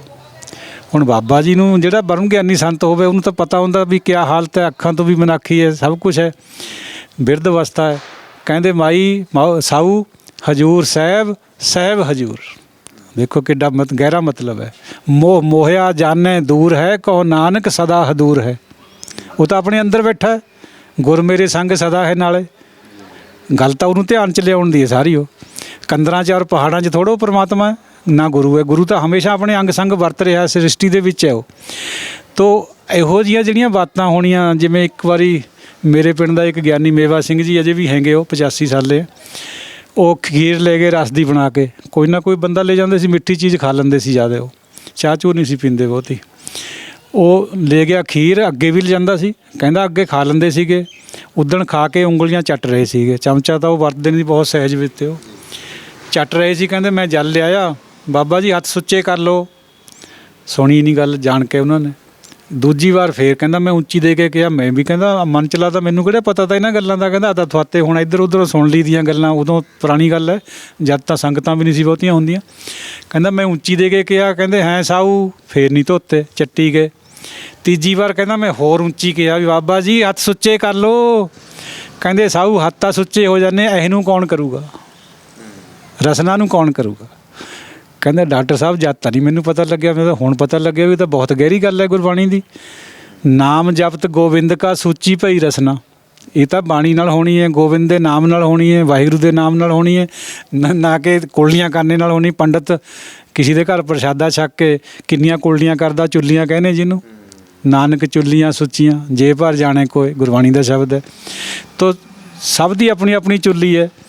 ਰਾਜੇ ਦੀ ਚੁੱਲੀ ਹੈ ਨਿਉ ਕਰਨਾ, ਨਾ ਕਿ ਆਪਣਾ ਘਰ-ਬਾਰ ਛੱਡ ਕੇ ਹਰੀ ਚੰਦ ਵਾਂਗ ਬਾਹਰ ਲੰਘ ਜਾਵੇ। ਗੁਰਬਾਣੀ ਦੇ ਤਾਂ ਬਹੁਤ ਨਿਰਾਲੇ ਅਸੂਲ ਹੈ। ਇਹਨਾਂ ਦੀ ਸਮਝ ਆਉਣੀਓ ਬਹੁਤ ਔਖੀ, ਚੱਲਣਾ ਤਾਂ ਹੋਰ ਵੀ ਔਖਾ ਹੈ। ਮੇਰਾ ਤਾਂ ਇਹ ਮੱਤ ਹੈ ਬਈ ਸਮਝ ਵੀ ਕੁਛ ਆਈ ਆ ਜਾਂ ਵੀ ਪਤਾ ਨਹੀਂ ਕਿੰਨਾ ਕੁ ਕੁਛ ਹਨੇਰੇ 'ਚ ਬੈਠੇ ਅਸੀਂ, ਨਹੀਂ ਸਮਝ ਆਉਂਦੀ। ਕਿਉਂਕਿ ਚੌਥੇ ਪਦ ਦੀ ਉਪਜ ਹੈ ਜਾਂ ਪਰਮ ਪਦ ਦੀ ਹੈ। ਤੋ ਅਸੀਂ ਤ੍ਰੈਗੁਣੀ ਬੁੱਧੀ 'ਚ ਸਾਨੂੰ ਕਿੱਥੇ ਸਮਝ ਆ ਜੂਗੀ ਉਹਦੀ। ਦਾਅਵੇ ਅਸੀਂ ਕਰਦੇ ਹਾਂ 1-2 ਸ਼ਬਦ ਪੜ੍ਹ ਕੇ ਵੀ ਗੁਰਬਾਣੀ ਐਂ ਕਹਿੰਦੀ ਹੈ। ਉਹ ਗੁਰਬਾਣੀ ਔਰ ਗੁਰਮਤਿ ਵਿੱਚ ਇਹੀ ਅੰਤਰ ਹੈ। ਸਾਨੂੰ ਇਹਨਾਂ ਦੋਹਾਂ ਤੋਂ ਨਿਖੇੜਨਾ ਨਹੀਂ ਆਉਂਦਾ। ਬਹੁਤ ਸਾਰੇ ਵਿਦਵਾਨ ਜਿਵੇਂ ਪਹਿਲਾਂ ਆਪਾਂ ਨੇ ਗੱਲ ਕਰੀ ਕਹਿ ਦਿੰਦੇ ਗੁਰਬਾਣੀ 'ਚ ਨਹੀਂ ਜੀ ਹੈ ਇਹ ਗੱਲ। ਉਹ ਭਾਈ ਗੁਰਬਾਣੀ ਵਿੱਚ ਤਾਂ ਫਿਰ ਹੋਰ ਕੁਝ ਵੀ ਨਹੀਂ ਹੈ, ਉਹ ਵੀ ਮੰਨੋਗੇ ਨਹੀਂ, ਛੱਡੋਗੇ ਉਹਨੂੰ, ਫਿਰ ਅੰਮ੍ਰਿਤ ਨਹੀਂ ਛਕੋਗੇ। ਫਿਰ ਗੁਰਬਾਣੀ 'ਚ ਕਿੱਥੇ ਅੰਮ੍ਰਿਤ? ਗੁਰਬਾਣੀ ਤਾਂ ਨਾਮ ਨੂੰ ਅੰਮ੍ਰਿਤ ਕਹਿੰਦੀ ਹੈ। ਅਤੇ ਦੂਜੇ ਰੂਪ ਵਿੱਚ ਜਦੋਂ ਅੰਮ੍ਰਿਤ ਛਕਾਇਆ ਜਾਂਦਾ ਹੈ ਜਾਂ ਖੰਡੇ ਬਾਟੇ ਦੀ ਪਹੁਲ ਦਿੰਦੇ, ਉਹਦੇ 'ਚ ਵੀ 5 ਬਾਣੀ ਪੜ੍ਹ ਹੁੰਦੀਆਂ, ਉਹ ਵੀ ਤਾਂ ਨਾਮ ਹੈ। ਗੁਰਬਾਣੀ ਔਰ ਨਾਮ ਤਾਂ ਇੱਕੋ ਚੀਜ਼ ਹੈ। ਉਦੋਂ 5 ਬਾਣੀਆਂ ਪੜ੍ਹਨ ਨੂੰ ਠੀਕ ਹੈ, ਪਰ ਜਦੋਂ ਗੱਲ ਆਉਣੀ ਹੈ ਜੀ ਤਾਂ ਆਪਾਂ ਕਹਿੰਦੇ ਜੀ ਵੀ ਨਹੀਂ 2 ਬਾਣੀਆਂ ਆਪਾਂ ਨੇ ਨਹੀਂ ਪੜ੍ਹਨੀਆਂ ਜੀ, ਇਹ ਨਹੀਂ ਹੈਗੀਆਂ ਗੁਰਬਾਣੀ। ਇਹ ਵਿਵਾਦ ਤਾਂ ਚੱਲਦਾ ਹੀ ਰਹਿਣਾ। ਇਹ ਤਾਂ ਬਹੁਤ ਪੁਰਾਣਾ ਸਿੱਖ ਜਗਤ ਵਿੱਚ ਇਹ ਤਾਂ ਪਹਿਲਾਂ ਵੀ ਅਕਾਲ ਤਖਤ ਸ਼ਸਤਰਾਂ ਦੀ ਵੀ ਗੱਲ ਆ ਜਾਂਦੀ ਹੈ ਜੀ, ਹੁਣ ਜਿਵੇਂ ਪੀਰ ਨਹੀਂ ਹੈਗੇ ਜੀ ਸਾਡੇ ਸ਼ਸਤਰ, ਇਹ ਸ਼ਾਸਤਰ ਪੀਰ ਹੈ। ਦੇਖੋ ਗੁਰਦੁਆਰੇ ਸਾਹਿਬ ਔਰ ਤਖਤ ਸਾਹਿਬਾਨ 'ਚ ਕਿਆ ਫਰਕ ਹੁੰਦਾ ਹੈ? ਇਹੀ ਫਰਕ ਹੈ। ਗੁਰਦੁਆਰੇ ਸਾਹਿਬ 'ਚ ਸ਼ਬਦ ਦੀ ਉੱਚਮਤਾ ਹੈ, ਸ਼ਬਦ ਸੁਪਰੀਮ ਹੈ। ਤਖਤਾਂ ਦੇ ਉੱਤੇ ਸ਼ਾਸਤਰ ਸੁਪਰੀਮ ਹੈ। ਹਾਲਾਂਕਿ ਸ਼ਬਦ ਉੱਥੇ ਵੀ ਹੈਗਾ, ਗੁਰਬਾਣੀ ਤਾਂ ਉੱਥੇ ਵੀ ਹੈਗੀ ਹੈ, ਪਰ ਸ਼ਾਸਤਰਾਂ ਦੀ ਪੂਜਾ ਹੁੰਦੀ ਤਖਤਾਂ ਦੇ ਉੱਤੇ। ਗੁਰਦੁਆਰੇ ਸਾਹਿਬਾਨਾਂ 'ਚ ਰੱਖੇ ਜਾਂਦੇ ਪਰ ਪੂਜਾ ਨਹੀਂ ਹੁੰਦੀ। ਨਾਲੇ ਕਹਿੰਦੇ ਜੀ ਗੁਰੂ ਸਾਹਿਬ ਨੇ ਕਿਹਾ ਵੀ ਗੁਰੂ ਗ੍ਰੰਥ ਸਾਹਿਬ ਤੋਂ ਇਲਾਵਾ ਕਿਸੇ ਨੂੰ ਮੱਥਾ ਨਹੀਂ ਟੇਕਣਾ। ਉਹ ਆਪਣੀ ਜਗ੍ਹਾ ਠੀਕ ਹੈ ਗੱਲ। ਸੈਫ ਸਰੋਹੀ ਸਹਿਤੀ ਯਹ ਹਮਾਰੇ ਪੀਰ 10ਵੇਂ ਪਾਤਸ਼ਾਹ ਦਾ ਬਚਨ ਹੈ। ਆਪਾਂ ਜਿਹੜੀ ਅਰਦਾਸ ਕਰਦਾ ਸਿੱਖ, ਉਹਦੇ 'ਚ ਭਗਉਤੀ ਦਾ ਜ਼ਿਕਰ ਆਉਂਦਾ, ਉਹ ਸ੍ਰੀ ਸਾਹਿਬ ਖਾਤਰੇ ਹੈ, ਕਿਉਂਕਿ ਸ੍ਰੀ ਸਾਹਿਬ ਹਥਿਆਰਾਂ ਤੋਂ ਬਿਨਾਂ ਜ਼ਿੰਦਗੀ ਤਾਂ ਫਿਰ ਜਿਉਣ ਨਹੀਂ ਦਿੰਦਾ ਜ਼ਾਲਮ। ਗੱਲ ਤਾਂ ਉੱਥੇ ਆ ਜਾਂਦੀਆਂ ਨੇ ਜੀ, ਜਿਹੜੇ ਕਹਿੰਦੇ ਜੀ ਵੀ ਅਸੀਂ 10ਵੇਂ ਪਾਤਸ਼ਾਹ ਜੀ ਦੇ ਬਚਨ, ਉਹ 10ਵੇਂ ਗ੍ਰੰਥ ਦੇ ਉੱਤੇ ਸਵਾਲ ਚੁੱਕ ਦਿੰਦੇ ਆ ਜੀ। ਫਿਰ ਗੁਰਬਾਣੀ ਦੇ ਵਿੱਚੋਂ ਲਿਆਓ ਜੀ, ਕਹਿੰਦੇ ਫਿਰ ਸ਼ਾਸਤਰਾਂ ਦੀ ਗੱਲ ਨਹੀਂ। ਦੇਖੋ ਦਾਸਰੇ ਦਾ ਆਪਣਾ ਮਤ ਹੈ, ਮੈਂ ਕੋਈ ਦਾਅਵਾ ਨਹੀਂ ਕਰਦਾ ਵੀ ਇਹ ਸਹੀ ਹੋਊਗਾ। ਜੋ ਸਮਝ ਆਈ ਹੋਈ ਹੈ, 10ਵੇਂ ਗ੍ਰੰਥ ਦਾ ਬਹੁਤ ਸਾਰਾ ਹਿੱਸਾ ਤਾਂ ਬਿਲਕੁਲ ਗੁਰਮਤਿ ਨਾਲ ਮਿਲਦਾ ਜੁਲਦਾ ਹੈ, ਕੋਈ ਉਹਦੇ 'ਚ ਕੋਈ ਅੰਤਰ ਹੀ ਨਹੀਂ ਹੈ। 5 ਬਾਣੀਆਂ ਜਿਹੜੀਆਂ ਆਪਾਂ ਪੜ੍ਹਦੇ ਹਾਂ, ਉਹਨਾਂ 'ਚੋਂ 3 ਬਾਣੀਆਂ ਤਾਂ ਉੱਥੋਂ ਹੀ ਲਈਆਂ ਜਾਂਦੀਆਂ, ਉਹ ਤਾਂ ਉਹਦਾ ਤਾਂ ਭੇਦ ਹੀ ਨਹੀਂ ਕੋਈ ਹੈ।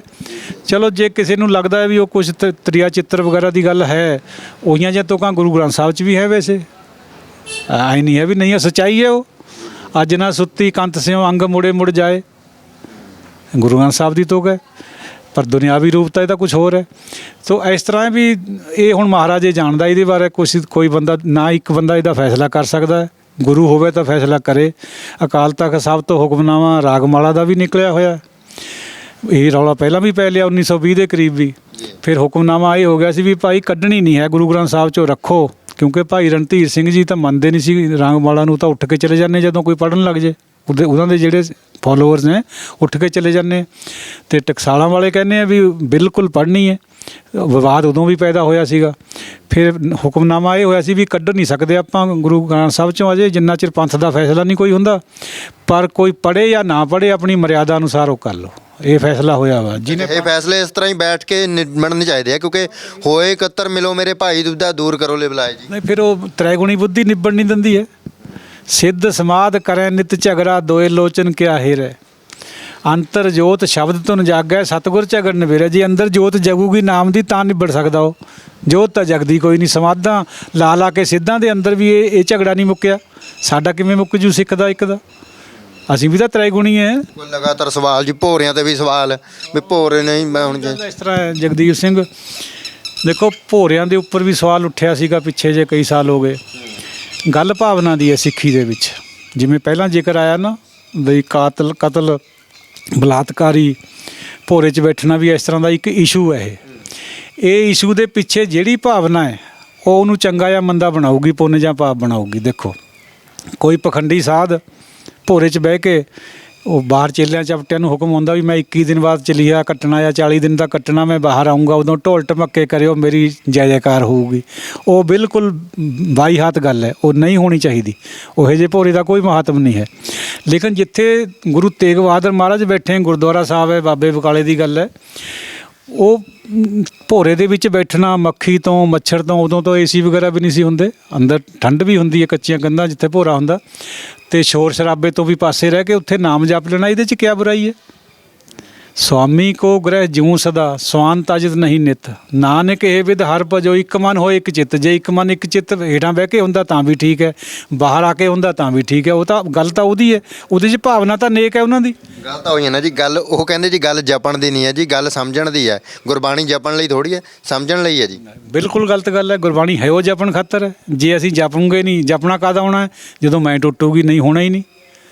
ਸਿਮਰਨ ਤਾਂ ਕਮ ਸੇ ਕਮ ਹੋਣਾ ਨਹੀਂ। ਸਿਮਰਨ ਤਾਂ ਬਹੁਤ ਉੱਚੀ ਅਵਸਥਾ ਹੈ। ਜਪ ਤੋਂ ਸਿਮਰਨ ਪੈਦਾ ਹੁੰਦਾ ਹੈ। ਜਪ ਕੋਈ ਵੀ ਸਿੱਖ ਕਰ ਸਕਦਾ ਔਰ ਕਰਨਾ ਚਾਹੀਦਾ ਹੈ। ਜਪ ਦਾ ਮਤਲਬ ਹੈ ਜ਼ਬਾਨ ਬੋਲੇ, ਹਿਰਦਾ ਸੁਣੇ ਕੰਨਾਂ ਦੇ ਰਾਹੀਂ। ਸਿਮਰਨ ਇੱਕੜ ਨਹੀਂ ਹੈ। ਸਿਮਰਨ ਤਾਂ ਕਿਸੇ ਵਿਰਲੇ ਕੋਲ ਹੁੰਦਾ ਹੈ। ਇਹ ਸਿਮਰਨ ਸਤਿਗੁਰ 'ਤੇ ਪਾਈ ਹੈ। ਸਿਮਰਨ ਤੇ ਲਾਗੇ ਜਿਨ ਆਪ ਦਿਆਲਾ, ਨਾਨਕ ਜਨ ਕੀ ਮੰਗੈ ਰਵਾਲਾ। ਗੁਰੂ ਨਾਨਕ ਪਾਤਸ਼ਾਹ ਅਜਿਹੇ ਜਨ ਦੇ ਪੈਰਾਂ ਦੀ ਧੂੜ ਮੰਗਦੇ ਆ, ਜਿਹੜਾ ਜਨ ਹੋਵੇ, ਜਿਹਦੇ ਅੰਦਰ ਨਾਮ ਚੱਲਦਾ ਹੋਵੇ। ਤਾਂ ਇਹੋ ਜਿਹਾ ਹੋਣਾ ਤਾਂ ਬਹੁਤ ਔਖਾ ਹੈ। ਜਿਹੜਾ ਇਹੋ ਜਿਹਾ ਹੋਊਗਾ ਉਹਦੀ ਗੱਲ ਨਿਰਾਲੀ ਹੁੰਦੀ ਹੈ, ਉਹ ਹੋਰ ਚੀਜ਼ ਹੈ। ਇੱਕਣੇ ਹੁਣ ਆਪਾਂ ਦੇਖੋ ਫਤਿਹ ਬੁਲਾਉਂਦੇ, ਸਿੱਖੀ ਦਾ ਅਸੂਲ ਹੈ ਵੀ ਜਦ ਵੀ ਕੋਈ ਸਿੱਖ ਨੂੰ ਮਿਲਦਾ, ਵਾਹਿਗੁਰੂ ਜੀ ਕੀ ਫਤਿਹ ਗਜਾਵੇ, ਆਉਂਦਾ ਜ਼ਿਕਰ ਵੀ ਆਉਂਦਾ ਇਤਿਹਾਸ 'ਚ।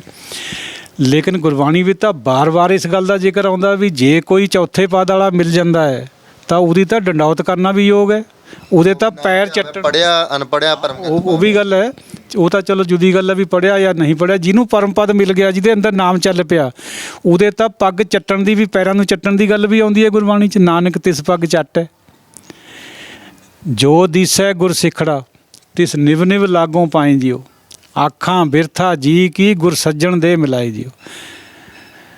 ਨਿਵ ਨਿਵ ਕੇ ਪੈਰਾਂ ਨੂੰ ਲੱਗਣਾ ਉਸ ਗੁਰਸਿੱਖ ਦੇ ਜਿਹੜਾ ਚੌਥੇ ਪਦ ਵਾਲਾ ਹੋਵੇ, ਸਾਡੇ ਵਰਗਾ ਨਹੀਂ। ਉਹਦੀ ਗੱਲ ਹੈ। ਉੱਥੇ ਤਾਂ ਨਿਵਣਾ ਬਹੁਤ ਯੋਗ ਹੈ, ਸਗੋਂ ਡੰਡੌਤ ਕਰਨੀ ਬਹੁਤ ਯੋਗ ਹੈ। ਪਰ ਜਿਹੜਾ ਇੱਕ ਆਮ ਸਿੱਖ ਹੈ, ਤਿੰਨਾਂ ਗੁਣਾਂ 'ਚ ਹੈ, ਉੱਥੇ ਤਾਂ ਫਤਿਹ ਗਜਾਉਣ ਦਾ ਹੀ ਹੁਕਮ ਹੈ। ਇਹਨਾਂ 'ਚ ਫਰਕ ਹੈ ਥੋੜ੍ਹਾ ਥੋੜ੍ਹਾ ਗੱਲਾਂ 'ਚ। ਹੁਣ ਅਸੀਂ ਲੋਕ ਫਿਰ ਉਹ ਸਾਰਿਆਂ ਨੂੰ ਇੱਕੋ ਸਮਝਦੇ ਹਾਂ। ਜਿਹੜੇ ਡੇਰੇਦਾਰ ਹੈ ਮੋਸਟਲੀ ਉਹਨਾਂ 'ਚ ਕੋਈ ਸੰਤ ਨਹੀਂ ਹੈ, ਕੁਛ ਹੈ। ਜਿਹੜੇ ਹੈ ਉਹਨਾਂ ਦਾ ਤਾਂ ਯੋਗ ਹੈ, ਜਿਹੜੇ ਨਹੀਂ ਹੈ ਉਹਨਾਂ ਨੂੰ ਨਾ ਕਰੋ, ਉਹਨਾਂ ਨੂੰ ਫਤਿਹ ਬੁਲਾਓ। ਆਹ ਬਾਤ ਹੈ, ਇਹ ਨੁਕਤਾ ਹੈ ਬਰੀਕ।